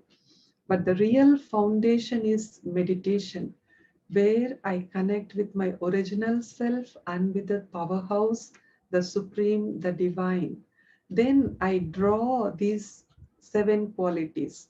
These 7 eternal qualities of the soul is the source of this is the supreme, the divine. He is ocean of love, ocean of knowledge, ocean of purity, ocean of everything. So whatever I, the Shakti, need, I draw from him. I stock, I accumulate, then I turn that into my powers. So this is how it really works in practical. So the 8 powers, how they turn into eternal qualities of the Shakti is, these practical powers helps us really to stay beyond the pull of the traditional and modern, because we are all the time, connected with this world, people, situation, whatever that comes in front of us, unless we are very rooted and really firm in our awareness and feelings, we can be easily pulled to the modern and the traditional, our own, memories. Outside, what is happening will trigger our inside memories of about traditional and modern phases. So every time the outside situation will trigger the memory inside me, I am there a witness to see what is happening within me, which phase is becoming now coming to action. And that is that same moment inside me where I have to discriminate. Oh, this has come now. What is that I have to do with it? I can't suppress it. I can't use it, but I have to be assertive. This is what I want to do. So we will get to learn how to do that. And then these tools and techniques are for transforming the self and situation. It increases. How can I increase these powers and qualities is by just becoming aware that I have it. I have it. It is built in within me, and I have it. There is no doubt about it. Believe it. And then second is practice it, use it regularly, not once in a while, regularly. If you really reflect on your life, there is no single moment you can stop using any of these powers or qualities. There is always the necessity for it. And then reflect and contemplate, understand, what the knowledge you have got past 2 days and today is so much of knowledge. You must be taking notes, and the booklet all helps you really. But think about it again and again. It's not just this weekend. Reflect and contemplate on the powers, and then enhance them through meditation by having a very loveful connection and relationship with the Supreme, who is the source of all this knowledge that you're listening and all your innate qualities. That Supreme is the source. Have a very good connection and relationship with the divine, and that alone can help us. So what is that? I have to start doing it when I start my journey from the Shakti phase. marching towards the eternal phase. Shift away from the traditional and modern and go towards the eternal. What I have to do from outside to inside. You know, the world we think is just outside. Yes, there is no doubt about it, but there is also a world inside. So it is this inside world that I have to go towards now, because all these powers and the qualities are deep within me. It is inside. So I have to always, what it means going inside means every time, something happens outside, every time you see outside, also see inside. While seeing inside, paying attention, who am I? I am a Shakti. From there you see outside. That is the meaning, to shift away from here to go inside. And then from reacting, we have to start responding. It actually, there is a gap. Every time you want to come into action, there is a choice, always there is a choice. Make use of that choice. Choose to respond. Then what? All it takes is just one moment. That one moment you remember, do I want to react or respond? That 1 second, choose, I want to respond as a Shakti, peaceful, happy self, peaceful self, pure self. From there, I want to respond. It's not that I'm not going to address the situation.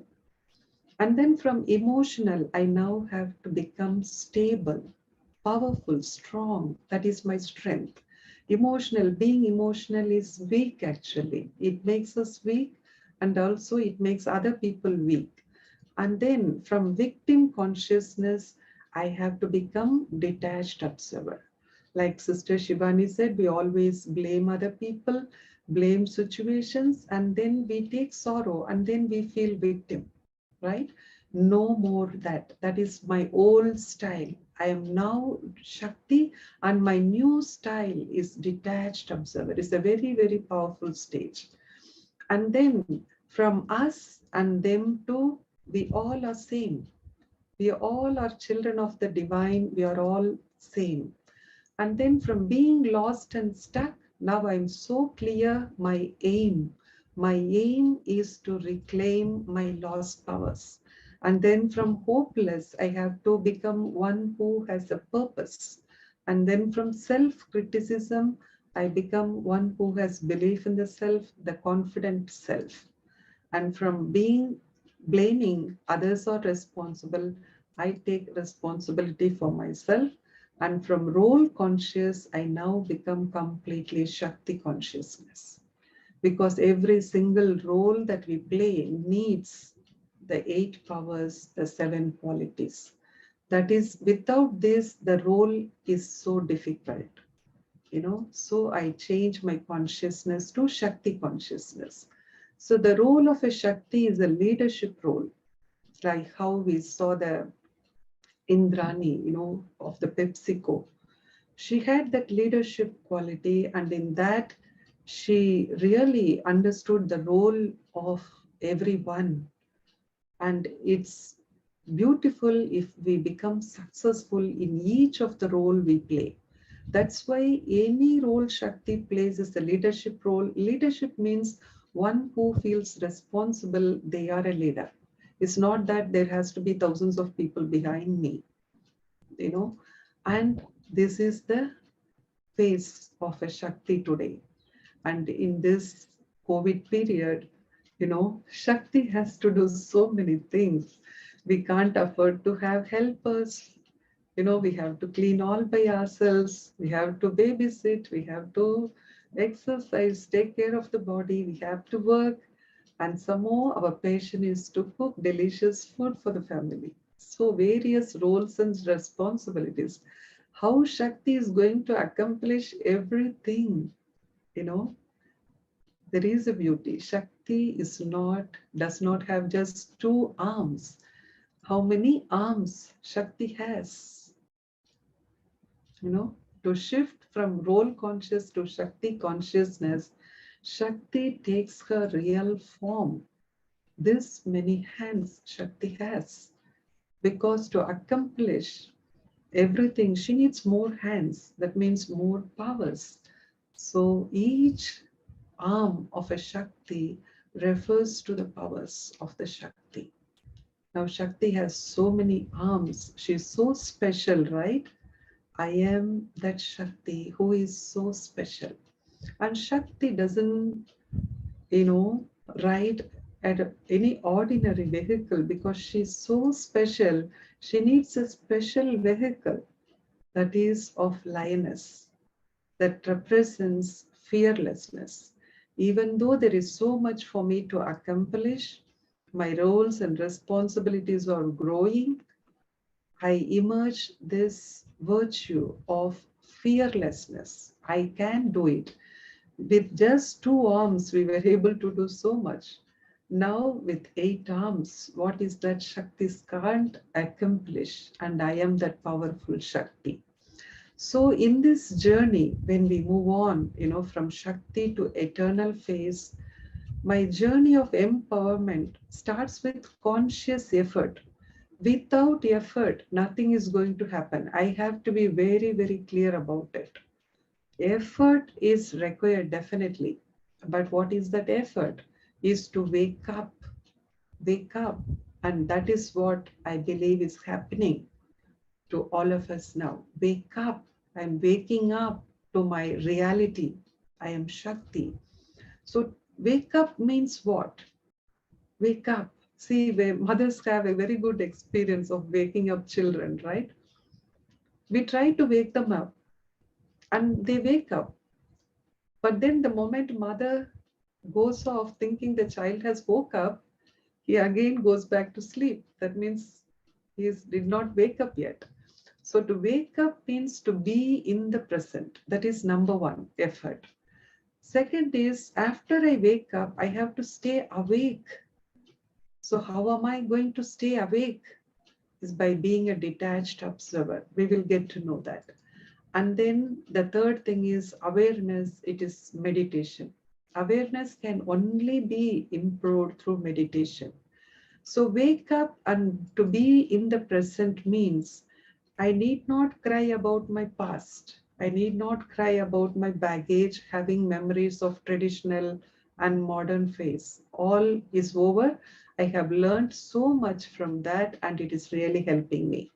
So past is past. I learn from past and I let go the people and the situation connected to the past. Only the lessons I take. And then future, I need not worry more about future. It will come when it is meant to come.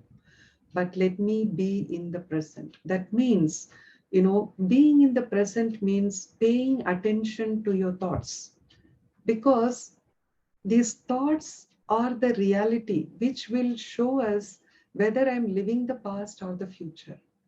But this moment alone has the guarantee, that future we have no guarantee. When it comes only we can see. But this moment present is my moment. I have to make the best of it. So I have to pay attention to my thoughts. So how am I going to do that? Every now and then, 3 or 4 times in a day, just give 5 minutes. Sit all by yourself and then just observe your mind. What is happening there? What thoughts you have? The more and more we keep paying this kind of attention by sitting down, this habit will develop. And as I am talking and moving around, I will be able to see what is happening inside.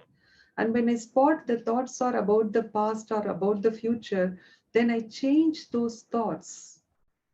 And then I create a new thought, I am a Shakti, or whatever thought that is necessary at that time.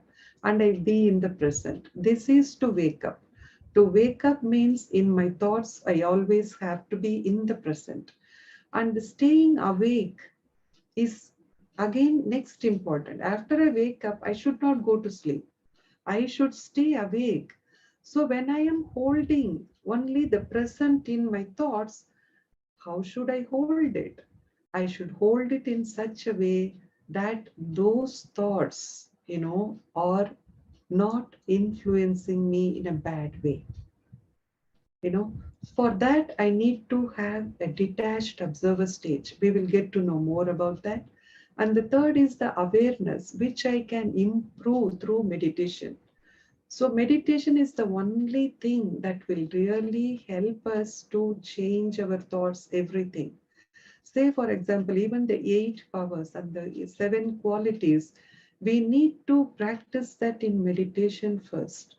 Say, for example, again, power of tolerance, I have to experience that in meditation. Then only when I go in action, I will be able to use that power. Say, for example, no, look at the athletes, any people who goes for competition or something, their practice time is so long, hours sometimes, people who go for Olympics, they all train for so many years and their performance time is so little. In the same way, meditation is practice time. Practice time and experience should be more. Then when I go into performance, which is situations that I have to deal, then I have already accumulated that power, then I just have to use it. So in meditation, I'm going to experience tolerance. Meditation is not just so simple and easy. I don't want to scare you, but the truth is, unless I have patience, I tolerate my own ways, thoughts, and change and internally give the time and patience to change myself, I cannot experience tolerance in meditation. I have to tolerate and overcome that. It is simple, but then it needs effort. So then I can develop that tolerance. So in this way, we have to improve that. And again, what is awareness? Awareness means, to be aware of our feelings at the moment of feeling those feelings. That is awareness. At that same moment when I'm feeling whatever, I have to know this is what I'm feeling now clearly. Right now, how do I feel? Do I feel sleepy? Or do I feel completely absorbed, listening, taking notes? What is my feeling? Do I feel peaceful? Do I feel connected with what I hear? What is my feeling? If I'm aware of that feeling as I am feeling, then that can be called awareness, complete awareness. And why this is important is at any given moment, our behavior is based on how I am feeling at that moment. Say, for example, no, being in the body of a woman for so long, what happens is sometimes, you feel you want to move something, at home, we sometimes get to move things, right? They are sometimes so heavy, we are not able to do that. you know, if sometimes men around at home, then definitely you don't feel like doing it. You will call them for help, but nobody at home and you have to just do it on your own. You will be able to do it. Many of us might have experienced like that. So how come now I have that power? Earlier when they were around, I didn't have that power. Is all comes from their awareness. I just have to do it now. Then you will be able to do it. So that awareness, whatever I think of myself, that is how my behavior is. And the second thing is, attention on understanding and learning that you and you alone can transform your life. Nobody outside, anything can help us. No, I alone can help. It's sometimes if we don't understand this properly, we may feel lonely in the journey. But the thing is, I have so much freedom that I alone can transform my life. If I am dependent on other people have to help me. If I think in that way, then it is up to them. They may not be interested in you. They have their own lives. They may not have time. Here, I alone can transform means I alone have total control. Any change that I want, I have full access to do that. So that is the liberation and that is complete freedom. And then this road to recovery, to self-reclaim, I alone can take that. When I say I, who am I? I am a being of energy. This is very important to understand. I'm a being of energy. Sometimes we say that soul, whatever. It is energy, energy being. And in this world, everything is energy, one or other kind of energy, kinetic energy, potential energy, so many different energies, sound energy, light energy. Like that, I am a being of energy.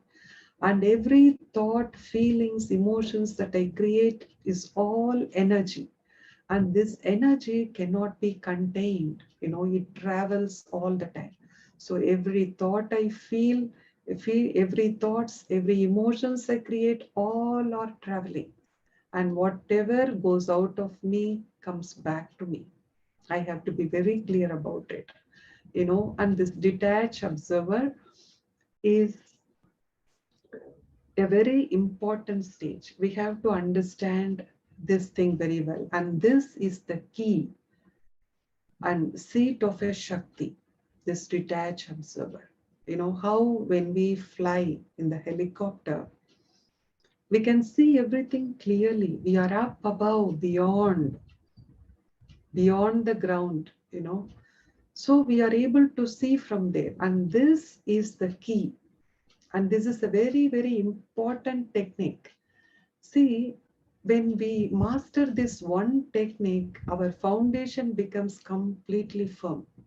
When we want to build something, if the foundation is not proper, then whatever you erect on top of it, there is no guarantee for it. But when the foundation is pakka, then, we can be so clear about it. So detached observer is the number one key. Detached observer, two things I have to understand. Detached is I am completely away from the awareness of my identity of body, position, whatever outside external. Detached. When I play those roles, I take up. Otherwise, I am detached. And I observe. Second thing is observe. After I detach, I observe. It's not just observer. If you are just observer, something can outside from in can go inside. So first is I have to detach. That means emotionally I am not connected. I am detached. And then I observe. That is why helicopter is very important. When we go up in helicopter, I am completely detached up above, and then from there I am observing what is going below. This is very important because first thing is I have to become completely stable. I cannot afford to be influenced emotionally anymore. Shakti cannot afford that. I have to become stable. So to do that, this is the number one practice and seat of the Shakti. This helicopter position is like being in a balcony. Imagine you are up above, you are beyond the influence. All the vibrations of lower frequency, negativity, all is down below. And you have raised your awareness and energy level. And that is detached. And this gives, why it is important, it gives the ability for you to accurately observe yourself. Observe is already as I said, any situation outside calls for the memory inside. The memory inside you, the traditional and the modern, they will get awakened according to the outside situation. When I am detached here, that detachment gives me the ability to observe inside me and outside. I need to get this perspective to first see what is happening. Then only I can respond.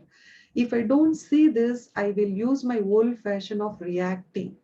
So sit in the helicopter and observe, standing on the top floor and observing the scene below.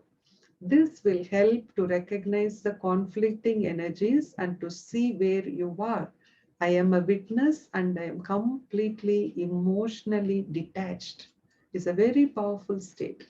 And then benefit is you will be, as you practice sitting in this helicopter, you become more and more stable. Complete experience of Shakti will come because you can feel that you are no more influenced. And then why? Because is through this, I won't make my, situation complicated anymore. Because if we react, we make it more complicated.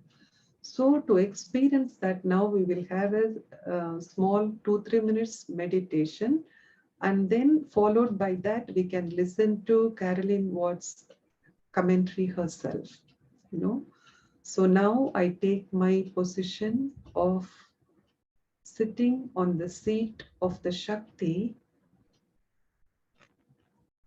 I am a being of energy. I detach completely from the position, the role, the responsibilities, and I go deep within me. I am just inside, comfortably sitting inside. I am a Shakti. And I board on this helicopter and I fly above. And from there position, I observe completely everything that is down below.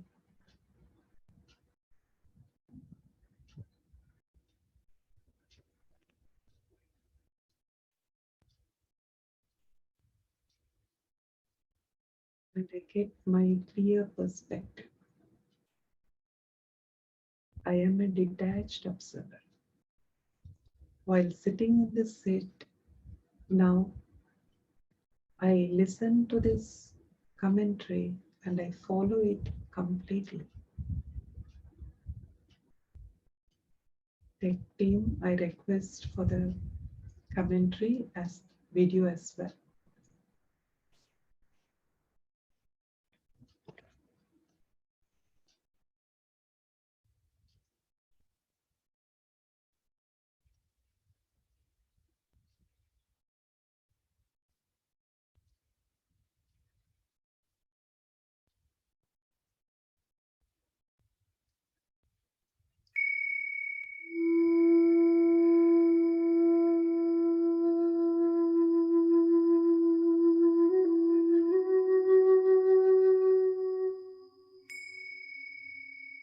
The first power of the Shakti is that of the detached observer. This power enables you to become free from the magnetic pull of the traditional and modern faces, giving you access to the purity and truth of your own eternal face.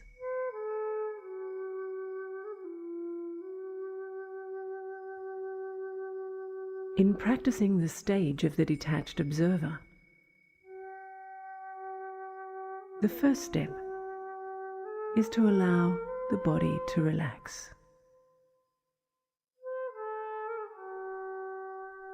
I'll guide you to take 3 deep breaths, and as you exhale each time,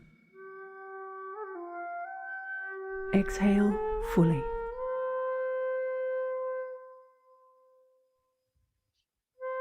Take your first deep breath, hold for a little,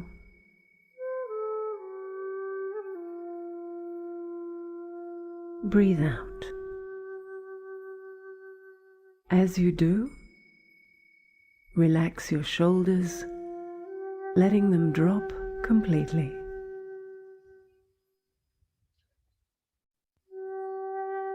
Now breathing normally again.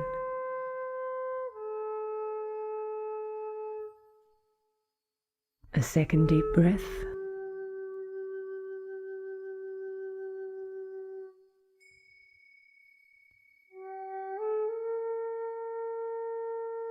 And now release all the breath, and as you do, relax the muscles around your jaw, letting go absolutely and completely. and breathing normally again.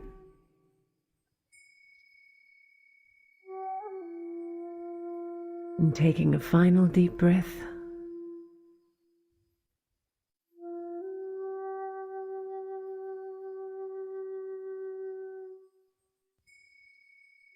Releasing and relaxing all the muscles around your eyes.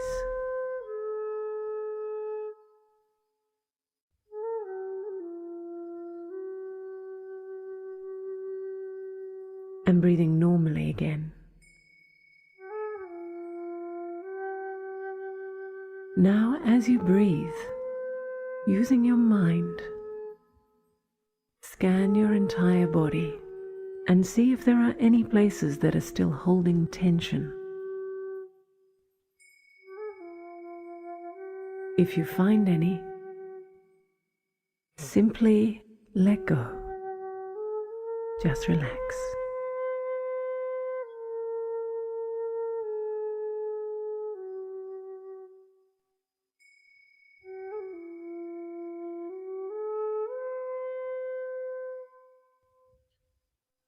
Another deep breath and let go.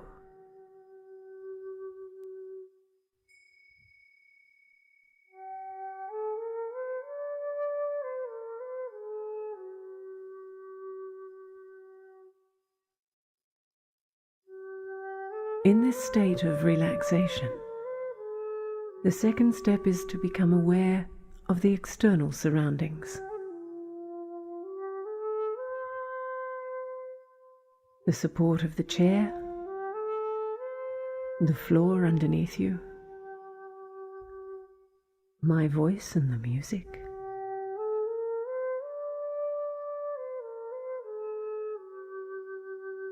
The sounds outside the room, inside the room, the temperature of the air on your skin.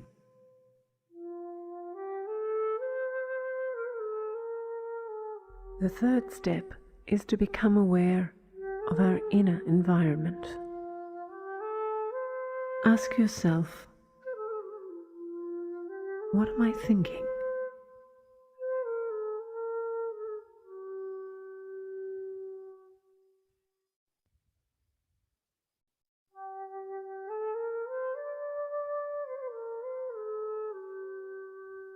And then, what am I feeling?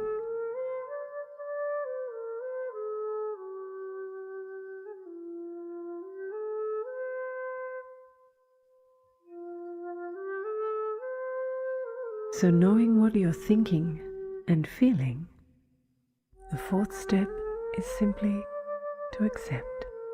Accept all the things you're aware of. Just accept. Let them be. Don't try and change them, fix them, or control them. Don't judge or even analyze them. That's a task for another time, perhaps. This time is for finding an inner space of stillness and rest. So just accept.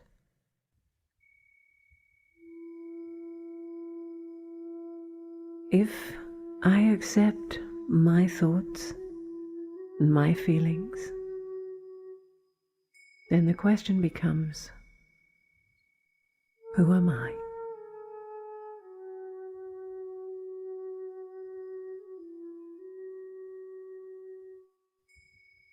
I am the observer. I'm the one who's watching. Detached, yet involved. Unaffected and free.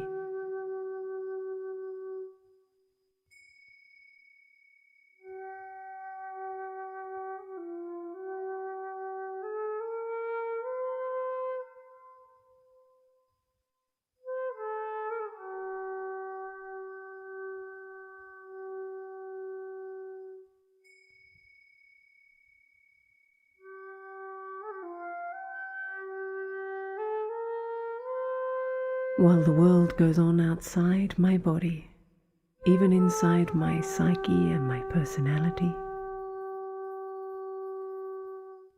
I, the true one, remain detached, calm, and clear.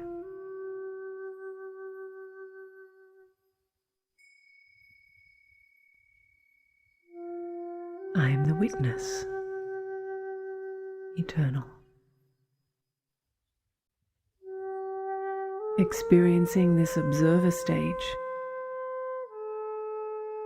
gently become aware of the outer world,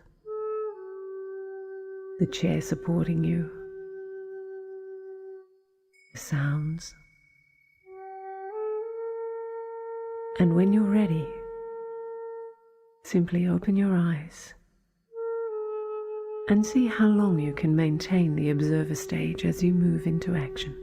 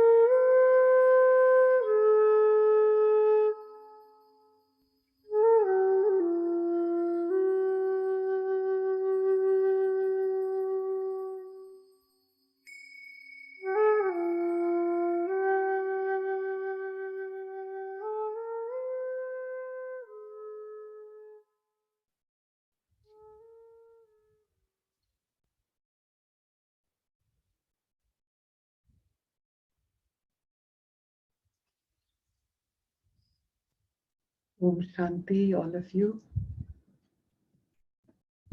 Hope you were able to experience that detachment. Sister Caroline herself has really helped us to experience that in her own words. It's really very powerful technique. Use this technique so that I built up my stage of being unshakable in my faith that I alone can bring transformation in my life.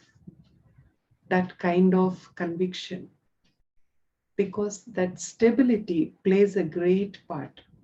Because every time when something happens outside and I allow that to go inside me, and it destroys the whole thing that I have developed so far. And every time I work inside, I accumulate something. And then when outside something happens, all is disturbed. That means I'm going back to square one again and again. I can't do that. So this stage of being detached observer is the foundation for our journey. So every day work on that. There is not necessarily something has to happen outside and I'm going to do that time now. Impossible. On a day-to-day basis, 5 minutes, 10 minutes, just sit all by yourself and just detach from the roles, responsibilities. I am a being of energy, Shakti. I am just that much. Go inside and become. You will feel automatically detached. You don't need to do anything special. From outside, just go inside. Bring your awareness inside and just stay there, and you will feel everything else outside is outside and you are inside. You can clearly feel. So we accumulate that power of being a detached observer. Now I will share with you another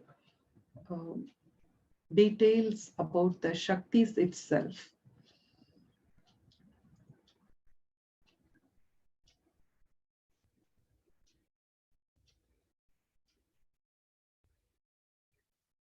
So why we need to be Shakti? So anything that we want to do, we first should understand why. What is the benefit? Then only we will be motivated to do that. So now why I need to be a Shakti, a powerful Shakti who is, a self-sovereign. That means who has complete control over her senses. Why I need to be such a Shakti? Then the thing is, first thing is, I have to deal with situations and people in my life. For that, I need power, because the situations and whatever that we need to face, in other words, we call them as problems or issues. Why we call them problem is they seem bigger than us. So we find it difficult to deal with it. So now to deal with that, I need to become bigger than that. I should become more powerful than the situation. Then it is no more a problem for me. So for that, I need to be powerful to deal with situations and people. And then next, I need to increase my inner strength and resilience. I need really strength, to withstand. And then resilience is like, it's not that I'm going to go there with power and I'm going to be successful every time. No, I am learning and I am accumulating, reclaiming. That means I need more power. So every time I fall down, how much time I take to get up, that is resilience. That capacity I need to build. For that, I need Shakti. And then I should have a mindset that every challenge that I face in my life is a stepping stone for me to learn and grow. And then to achieve success in life, I need Shakti. And what really Shakti means, it is a overwhelming force, is power that more than what I need, I have more than what I need. Say, for example, when we talk about peace and power of peace, both are very different. Like, say, when you say someone is a very peaceful person, maybe he is very peaceful. He don't, go and create any problems. He is always, very light. We can call that person as a powerful person. But we don't call him as if he has power of peace.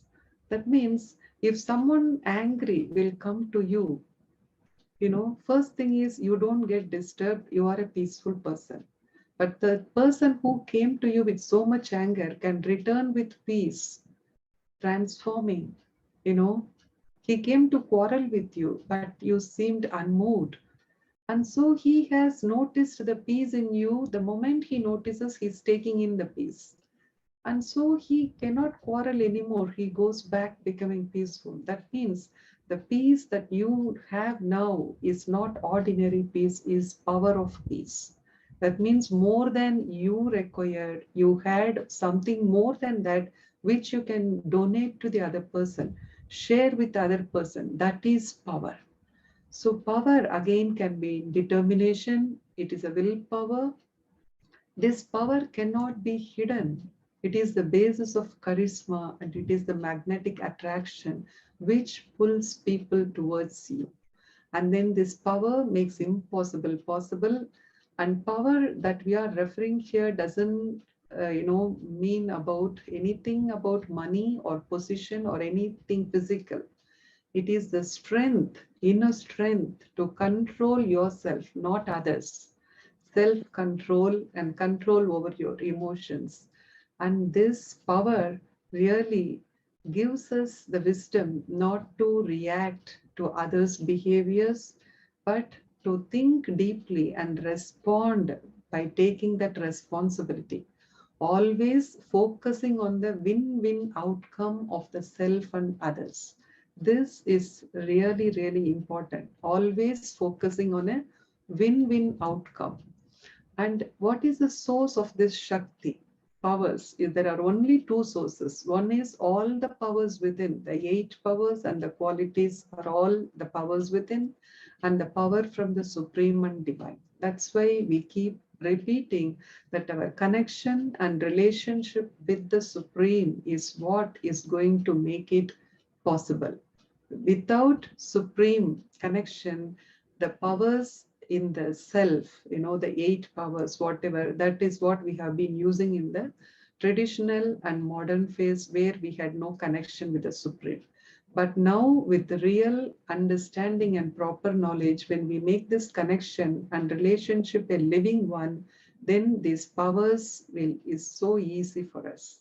And these are the 8 powers of the Shakti: power to withdraw, power to pack up, power to tolerate, power to adjust, power to discriminate, to judge, to face, and to cooperate. These are the 8 inbuilt powers.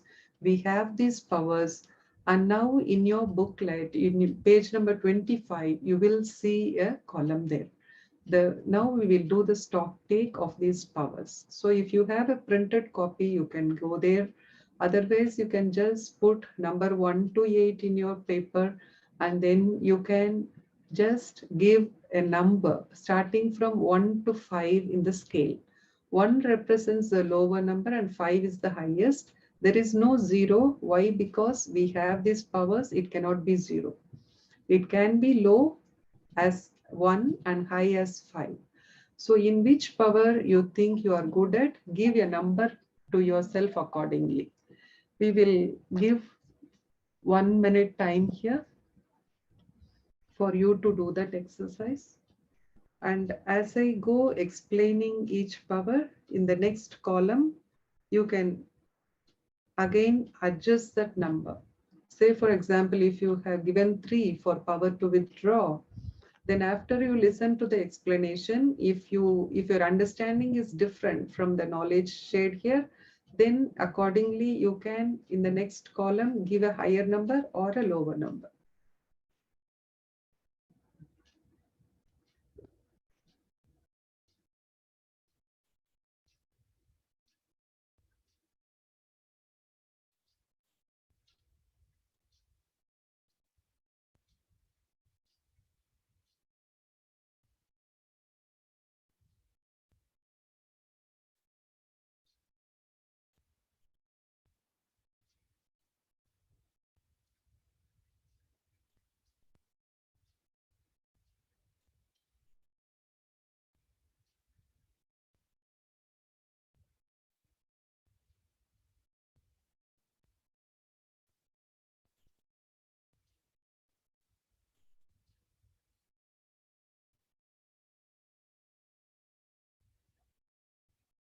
Yeah, so we move on now. So what is really power to withdraw or power to detach? See, all these powers, they come with a symbol. And the symbol is the essence form of the knowledge that is there. If we remember, understand the powers clearly, and then also remember the symbol, because symbol is like essence. When you remember the symbol, all the knowledge about that power comes in your mind. So the symbol for detachment is, and power to withdraw is tortoise or a lotus flower. So what the tortoise does is it just detaches itself when it senses any danger or threat. At that very moment, it just withdraws and goes into the shell. And the tortoise is known for living so many years with such long lifespan. Minimum 50 to 100 years is minimum for a tortoise. And so the virtue that we learn from the tortoise is to step back, detach from the role and the situations, is to get perspective. And for each power, we are going to understand what that power means and what is not that power. We are going to understand both. And then we will have a small meditation experience also.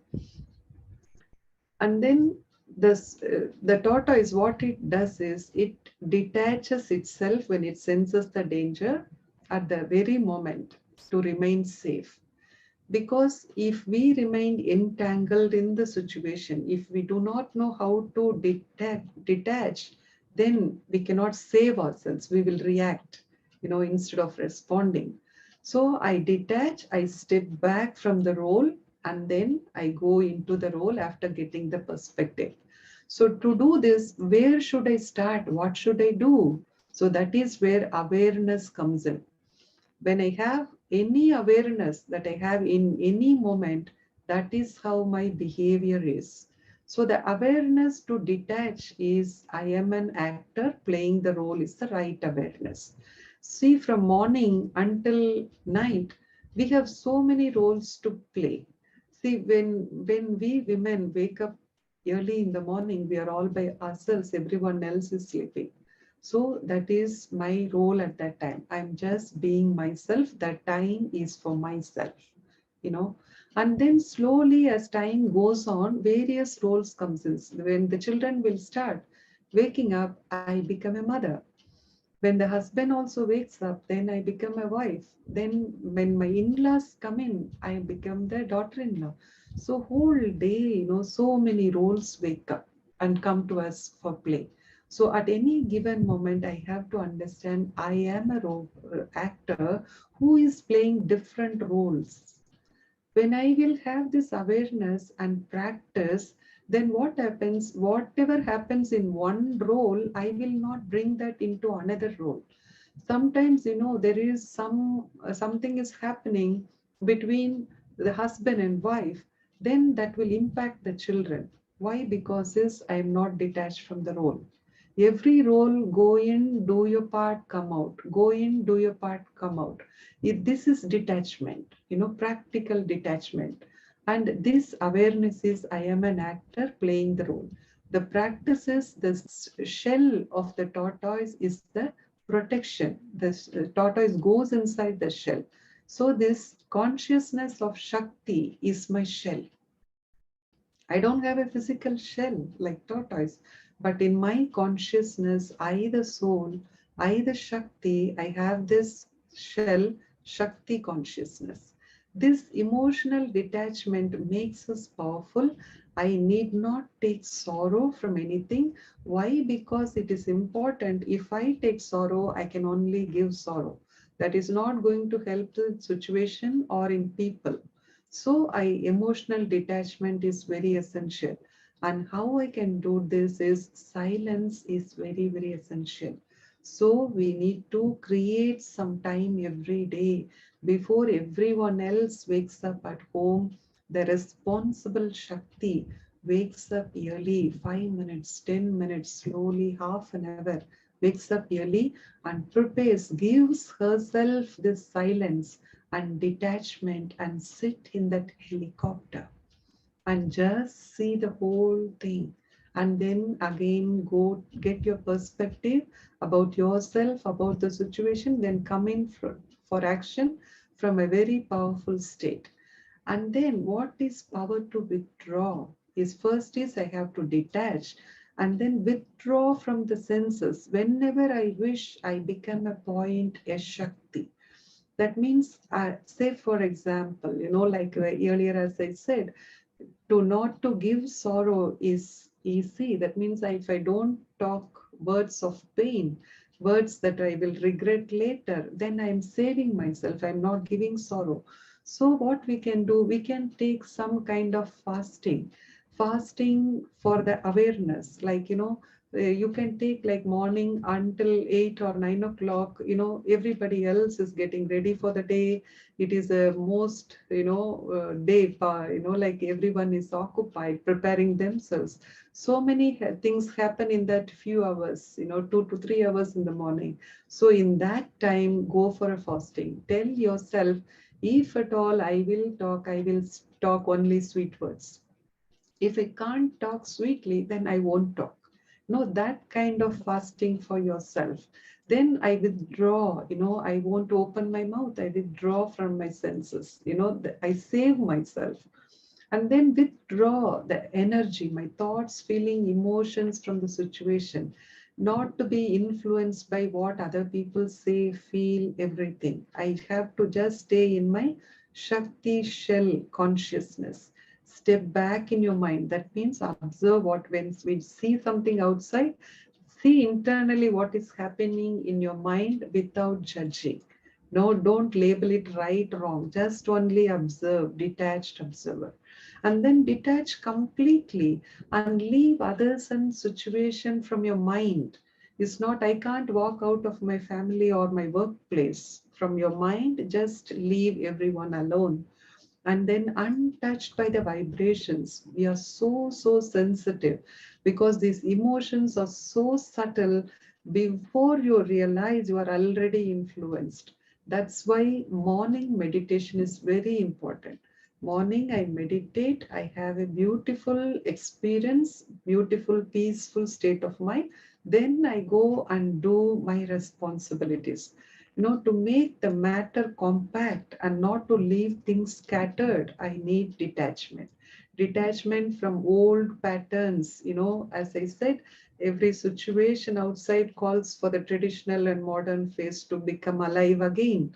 I detach from these old patterns, of thinking and seeing, and then I change my way of thinking, and then I think before I speak very little. I speak very little. And then by doing this, I can remain light, I can become free from burden, and I have to grow this discipline within me.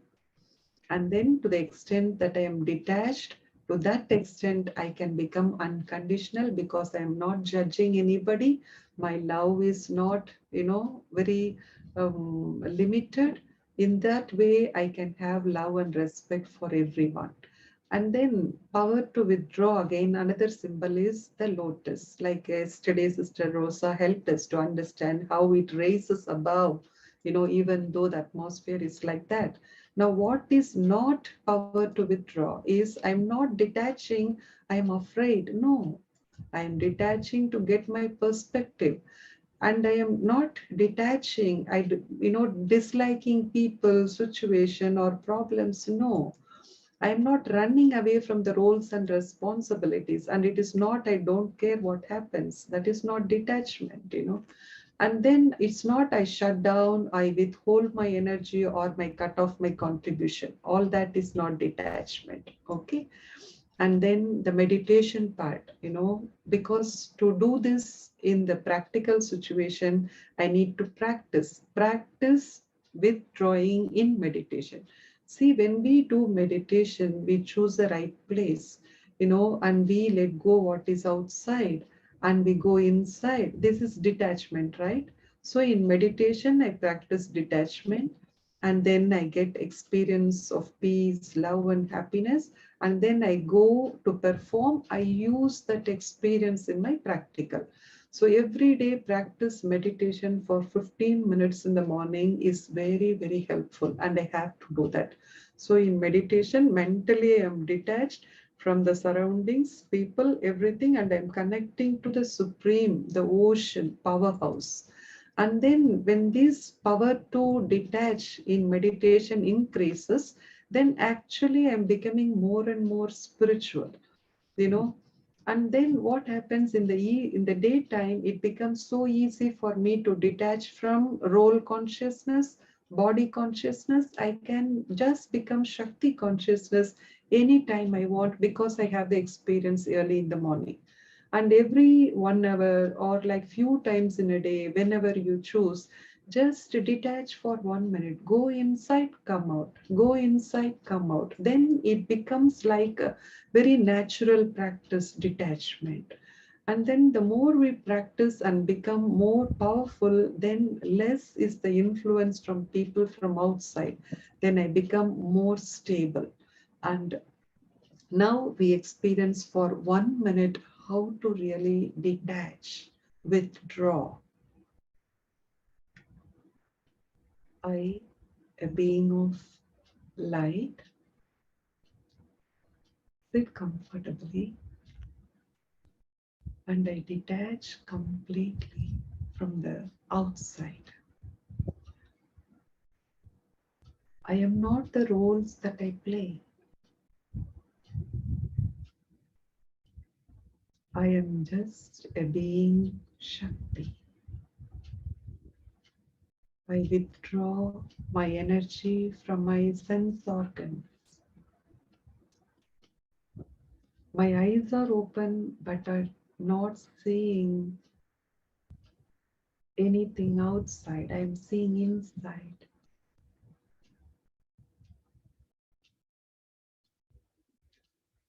I see a better, great world inside. I'm watching my emotions.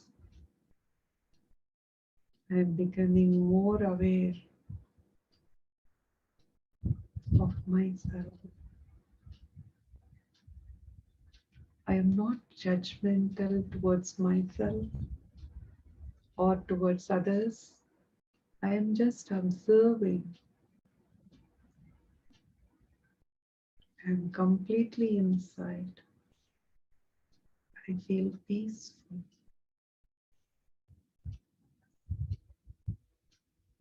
Om Shanti. So keep observing yourself in this way and keep accumulating those qualities.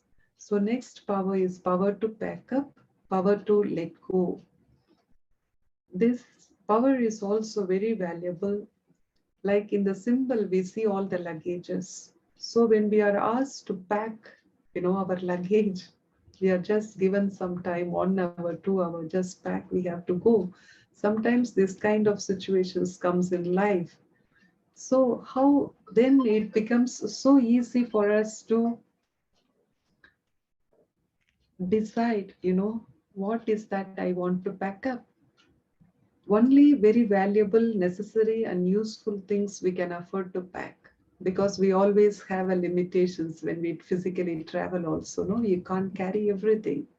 So physical journey itself calls for that. Then how about my journey, in the cycle, I can't carry everything that I have. I have to become really essenseful to really discriminate what is that I want to carry and what I cannot carry. So free yourself from the chains of the past. We have a lot of things in the past, even we don't carry the situation also. Sometimes the feelings are still there, you know. So we have to look at all those feelings, free yourself from the chains of the past, because when it is over, finish it and move on. That is because we have our lives to live. We cannot be holding so many people here in the mind, and then the mind, we also want to be peaceful. It is impossible. So I have to just let go and then free myself. So what is the awareness I need to practice is I am a traveler. I am a traveler and I am on my journey. Remaining light is very, very essential to enjoy the journey. All of us travel, we all have this experience, right? So we should have that awareness, sit and practice this awareness. As a traveler in my journey, where am I now? How is my baggage? Do I really look at my baggage? With this kind of baggage, will I enjoy my journey? Will I remain light? With so much burden, you cannot move around easily. So practice letting go. What is that I have to let go? Past, old, unpleasant memory, incidents, people connected, all that I have to leave. Only I have to take the lessons that I learned in the past. And then sometimes we carry the guilt and regret for the self of the mistakes that have done. It is no point carrying that. It is not going to help. It will, really remove all the self-respect that you will have. So I need not feel guilty. So what I need to do is write letter to the Supreme, the Divine. Whatever you think is bothering you, your mistakes or whatever, just write letter. Once you have given, it is all removed from your mind and you become free. Let go. And then expectations towards the self and others. It is no point, expecting. All the expectations turn into good wishes. Give it as a blessing. See, why we expect even from children, to do well or something is for them to be good in their lives. But instead of creating expectation, because expectation is negative, that means it is empty. It is not there, and you want it. It is not there. That means it is negative and lower energy. So instead of expectation, every time you have expectation, turn that into good wishes and blessings. Then your mind will become free. So in this way, pay attention to your thoughts. Observe your thoughts. This exercise is very, very important, because unless you know what is here, then what is that you want to transform? So sit and observe that exercise 5 minutes, 10 minutes, understand what your thoughts are. It becomes your habit. Then as you are talking and listening, you will know whether you are 100% here, or back of your mind, something else is also going on.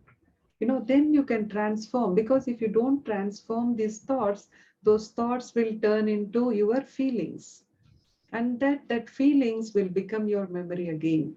So what feelings I want to create now? All happy, peaceful, pure. This is what I want now. So I check my thoughts. And then every power comes with a set of virtues. So to power to pack up and power to let go, you need courage, because sometimes some people, they like to accumulate things. They have so many things at home which they will not be using for years together, but they don't have the courage to give it to someone or throw it out and keep the place clean. For everything, we need courage to discriminate and just let go. So you can think more about those virtues also. And then what is really power to pack up is cut away everything that is destructive, useless, and wasteful, and strength to say no to negativity, defects, and criticism. This is to cut away, let go. And limitations for identity, my thinking, my wrong belief. There are so many wrong beliefs sitting there. All that I need to let go. And then letting go of attraction to name, fame, position, and to go beyond the opinion of others, and to let go what I think I know and who I think I am. Sometimes, you think you are very knowledgeable. Maybe it is true, but then I need not think about it. I can think it as my blessing. Otherwise, you become so full that you cannot learn anymore, because you think you know already. So all this I have to let go, and all the time I should have the awareness that I am a student. Then I am open to learning. And then I have to let go my attachment to my own ideas, what I think is right. This attitude is not good. So I have to let go and just listen what others think. And then I have to put full stop to all the ways. That is also to let go. And then I need courage, and then I need compassion for the self and others.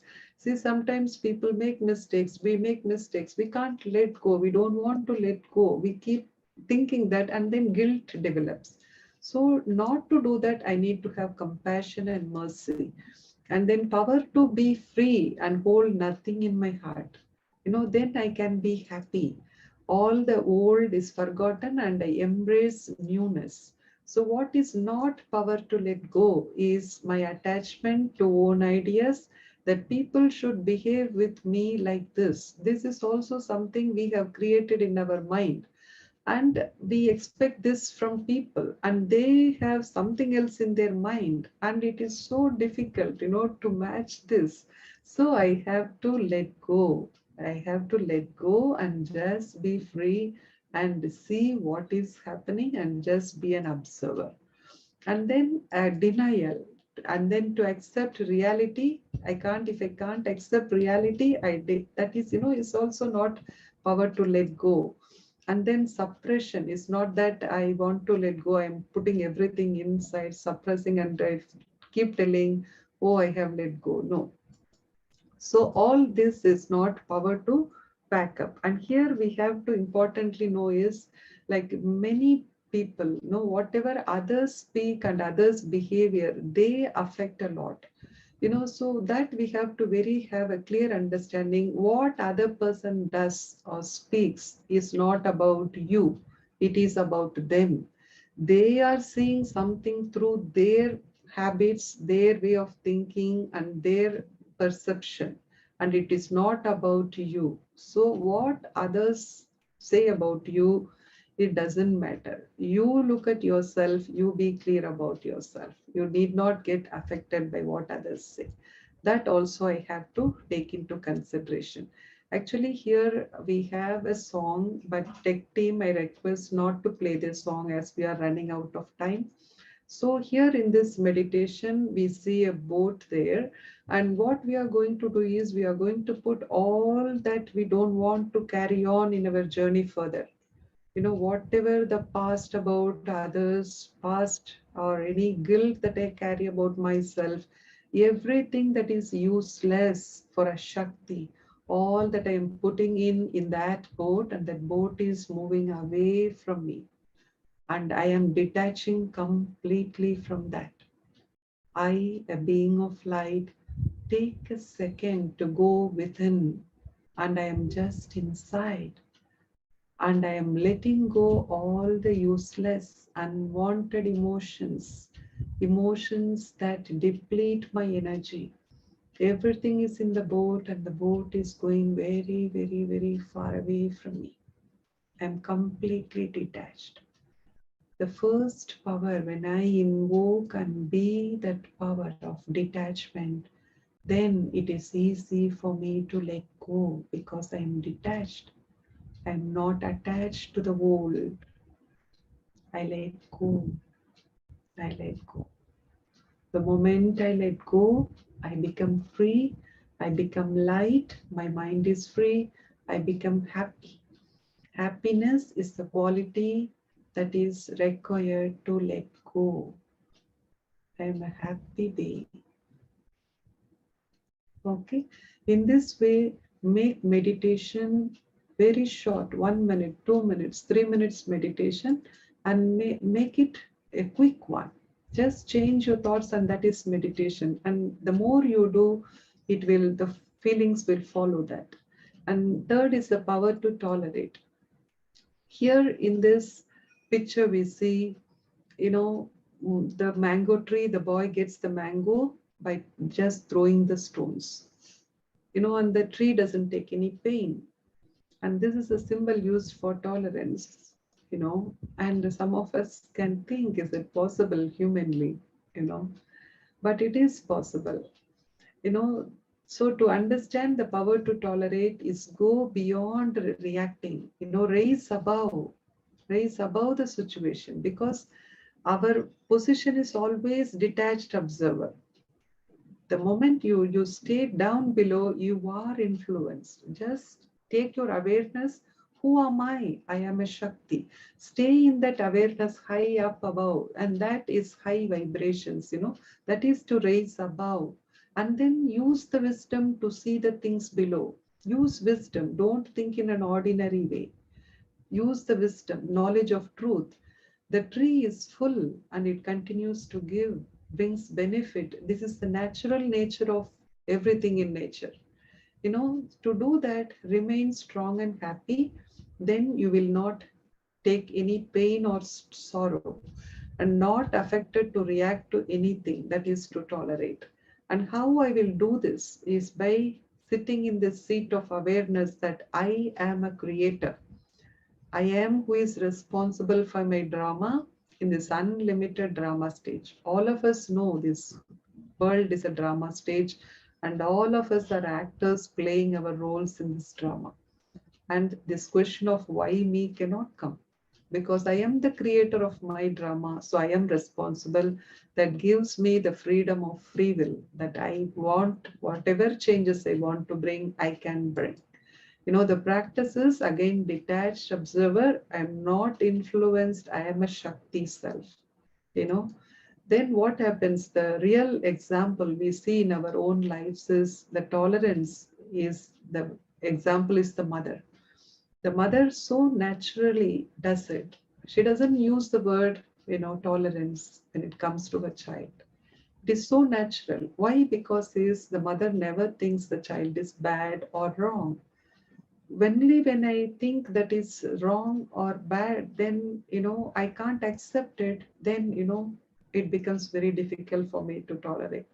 So how am I going to do that is I'm going to take care of my mind. My mind is my child. I'm going to deal with my child with lot of love. See, when it comes to meditation, I have become clear, I have to meditate, but next problem is I cannot meditate. I'm having so many thoughts, all that.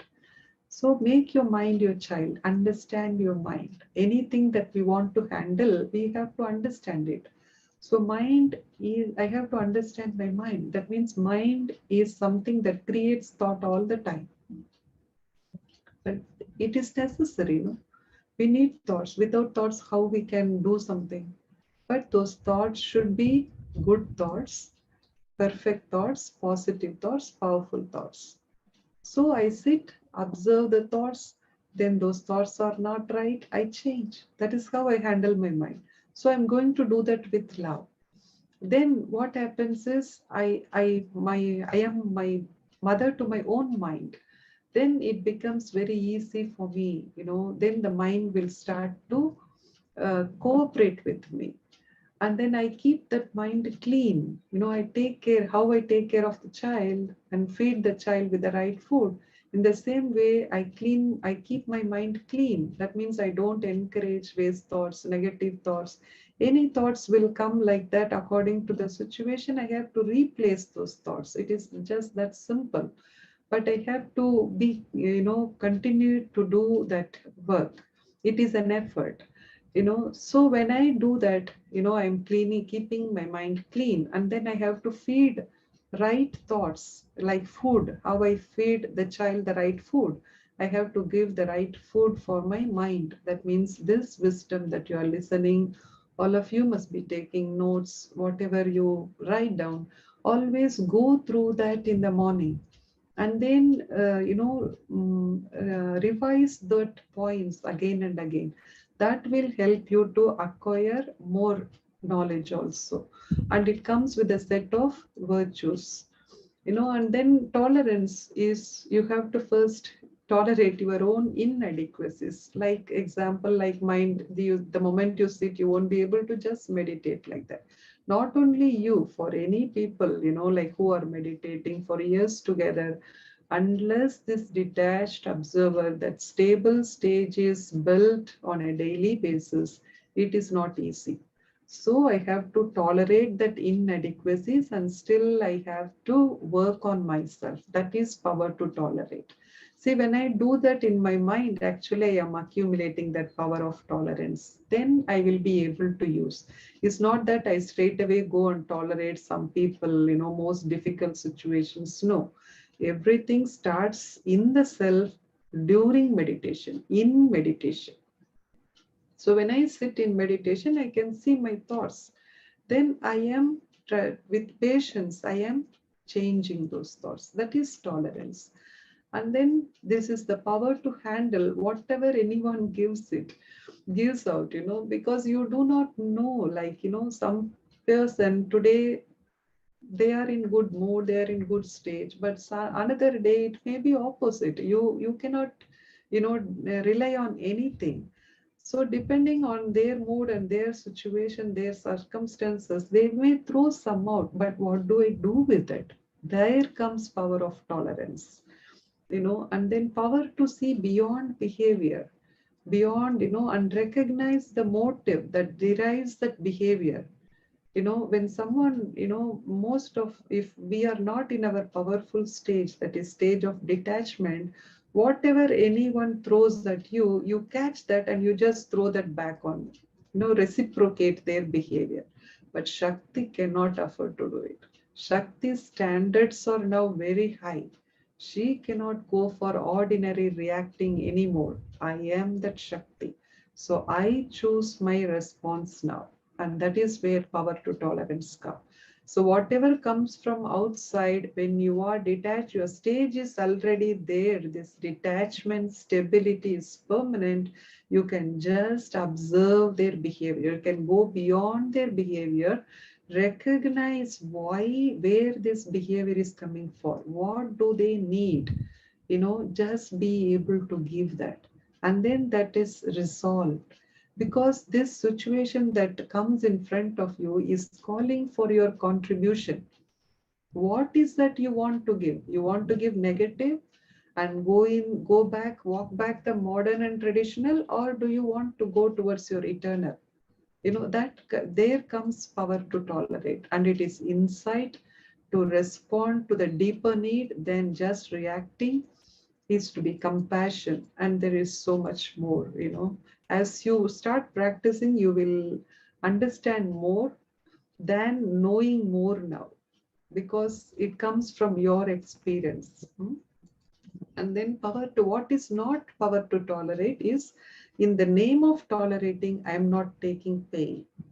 I should not take sorrow. I should not suffer. Then that is not tolerating.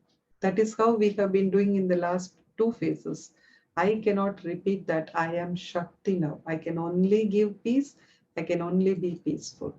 And then it is not sacrificing. It is not blaming self, God, or destiny for what is happening. And then it is not suppression also, and there is no more old game of manipulation. And then what we are going to do in meditation now, again, few minutes, I just detach. I am a being of light. I am Shakti.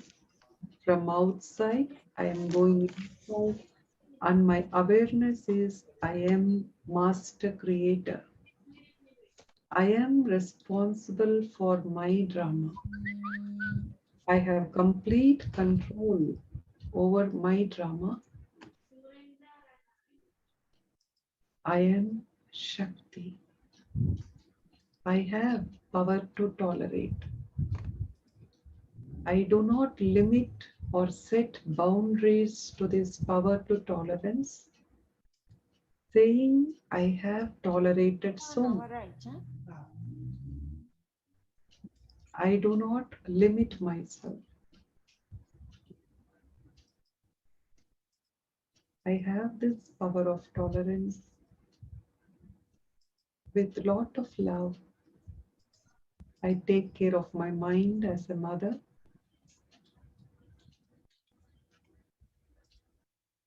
I give good thoughts to my mind, and I keep my mind clean, free from negative thoughts, waste thoughts.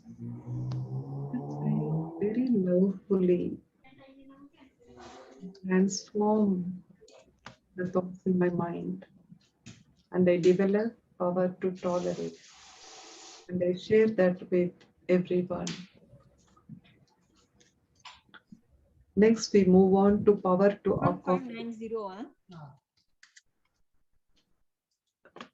Yeah, so this power to accommodate is, we look at the river. All the rivers are coming from different sources and all are going towards the ocean. So what this power really teaches us is what I should, what we always expect something, and there is always should. No, I just have to let go this should and accept what is, because that is reality. What I want is something what I want, but reality is different. So I let go what it should be and I accept what is. Then I am able to flow like a river, because every river is different, but ocean doesn't reject any river. Ocean accepts everything, and ocean cleans. What it wants, it keeps. What it doesn't want, it will throw out. Same I have to do. I cannot throw out people in my life. I cannot, say these situations I don't want. What is meant to come will come. But then what I want, I take it, the good, and the rest I just, allow it to move on. So the awareness is everyone is unique. Each one is special in their own way. I have to develop this ability to accept. See, what is acceptance? Only see positive things, it's so natural to accept. Everything that is good, we accept naturally. There is no word necessity for the word acceptance.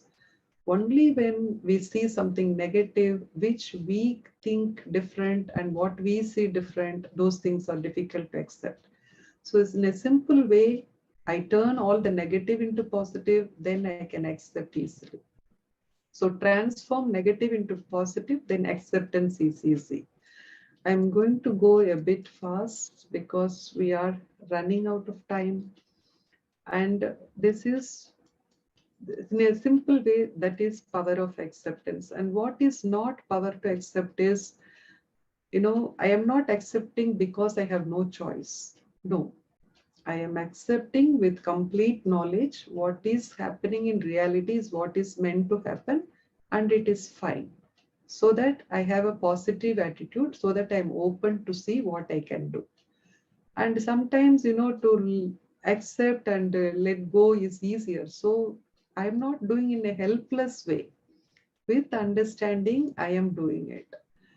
So this power to accept will come through transforming negative into positive. I just have to do only one thing. I'm seeing something negative, just transform the negativity, it becomes positive, then I can accept it. And then power to discern is again the same thing, like right from wrong, bad to good.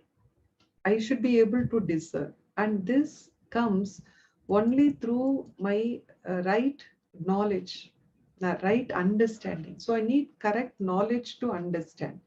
Then only I can discriminate. Without knowledge, it is not possible. And sometimes, this discrimination not on a superficial level, outside, because there is so much baggage inside everyone, that outside they may talk something and inside may be something else, and that will mislead us also. So that is why it is very always essential to be in the high vibrations, that where if I am there, it is purity, I am not influenced by what is down below. Then what happens, that purity will help me to see clearly what is the dirt there. Then in that way, I can discriminate easily, and the awareness is again detached observer.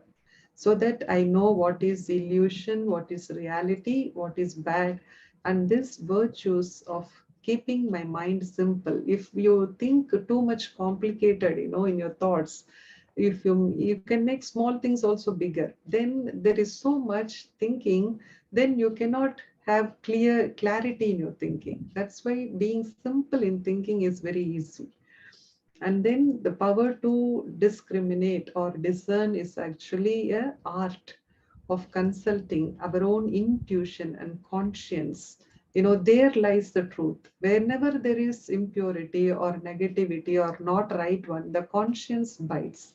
To the extent we, align ourselves with this conscience, to that extent the truth is there, purity is there, and then discrimination becomes very easy, and it will not be polluted.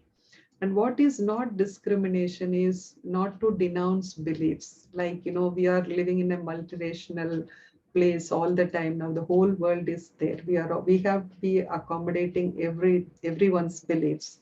It's not to discern this is right. That is not power to discern. Not criticizing, judging.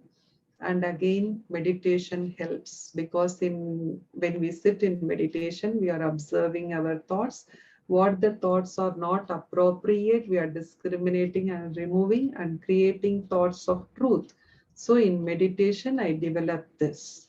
Next comes power to judge. It is a scale, right from wrong, and then we take action accordingly. So this is the awareness we practice.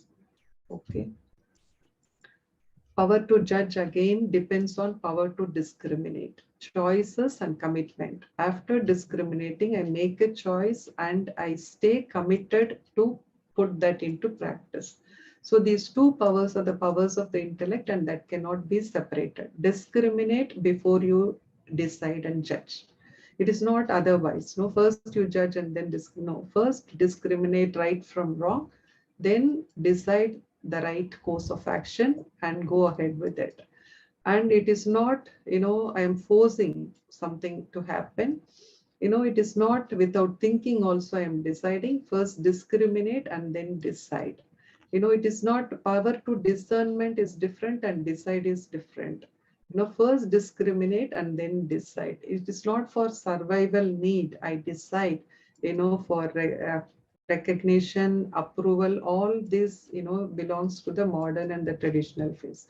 I'm not doing this for this sake, And then power to face. is the courage and strength to handle whatever happens, whatever you feel, whatever you see inside out, to face that. That is power to face. This is the real power of the Shakti. And the awareness is supreme divine is my companion. Truth is my companion. When I have truth with myself, then I don't need to be afraid about anyone. So all my actions, thoughts, words should be aligned with the truth. Then the company of the divine is with me all the time, and I can face any challenges and I can overcome that. So that is not a big problem at all. The power to face is to deal with the obstacles in my life, internally as well as outside. And truth is the foundation, as we saw. So we move forward to the power to cooperate. The awareness is what I give is what I receive. So without having any doubt, I continue to share my talents and skills, everything that I am gifted with, to everyone, because what I give is what will come back. In ordinary conditions, we won't question this, but when others don't cooperate, then we also will question whether I have to cooperate. I have to do my best so that I can bring out my complete potential. And at the same time, in the name of cooperating, I will not burn myself. I should not burn out. So that is what I have to be taking care of. So I am just, sharing you in essence, because we are really running out of time. We will just go to this last slide.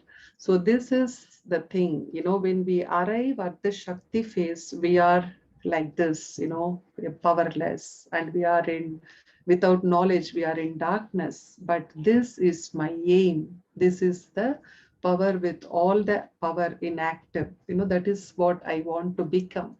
So the ultimate task of the Shakti is to give herself the gift to withdraw from the pull of ego, let go of how she thought she should be, to tolerate the challenges on her way, to accept her destiny, discern her path, decide how to move forward, and face her inner doubts, and continue to cooperate in the unseen plan of the great turning of time. And the final thing is, who is the king of the forest? We see the tallest, biggest, wisest, and the fastest. But who is the king is the lion. Why lion is a king? Because lion is power. Lion doesn't believe in fear. Lion is unstoppable. Whatever it feels is the target, she will go for it. Even though lion is not the tallest, brightest, or whatever, she believes in herself, she can do it. And that is what makes the lion a king of the forest. So lion is, Shakti is represented by lion. Actually, we don't do the quiz because we are really running out of time. So I stop here.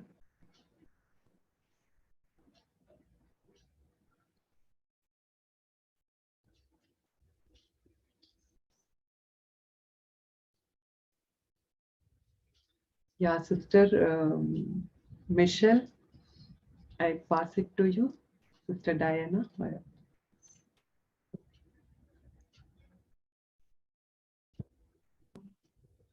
Wow. Let me see. Wow, thank you, Sister Shanti. So those are the powers within me, and we have been using these powers without knowing. And even we didn't realize that they were actually forms of powers. What's the power that you use often, Michelle? I think power to adjust and power to tolerate. What about you, Diana? I use power to cooperate and power to face a lot. Thank you once again, Sister Shanti, for creating this awareness of powers with us. Well, Michelle, we know that there is something exciting happening after lunch today, so please be back by 2:30. We will begin with our Q&A session with our facilitators. Do forward your questions through the chat box. Following that, we will be celebrating the Shakti form We will share more information later before the ceremony. So have a good lunch, freshen up, and meet us again at 2:30. Thank you, ladies.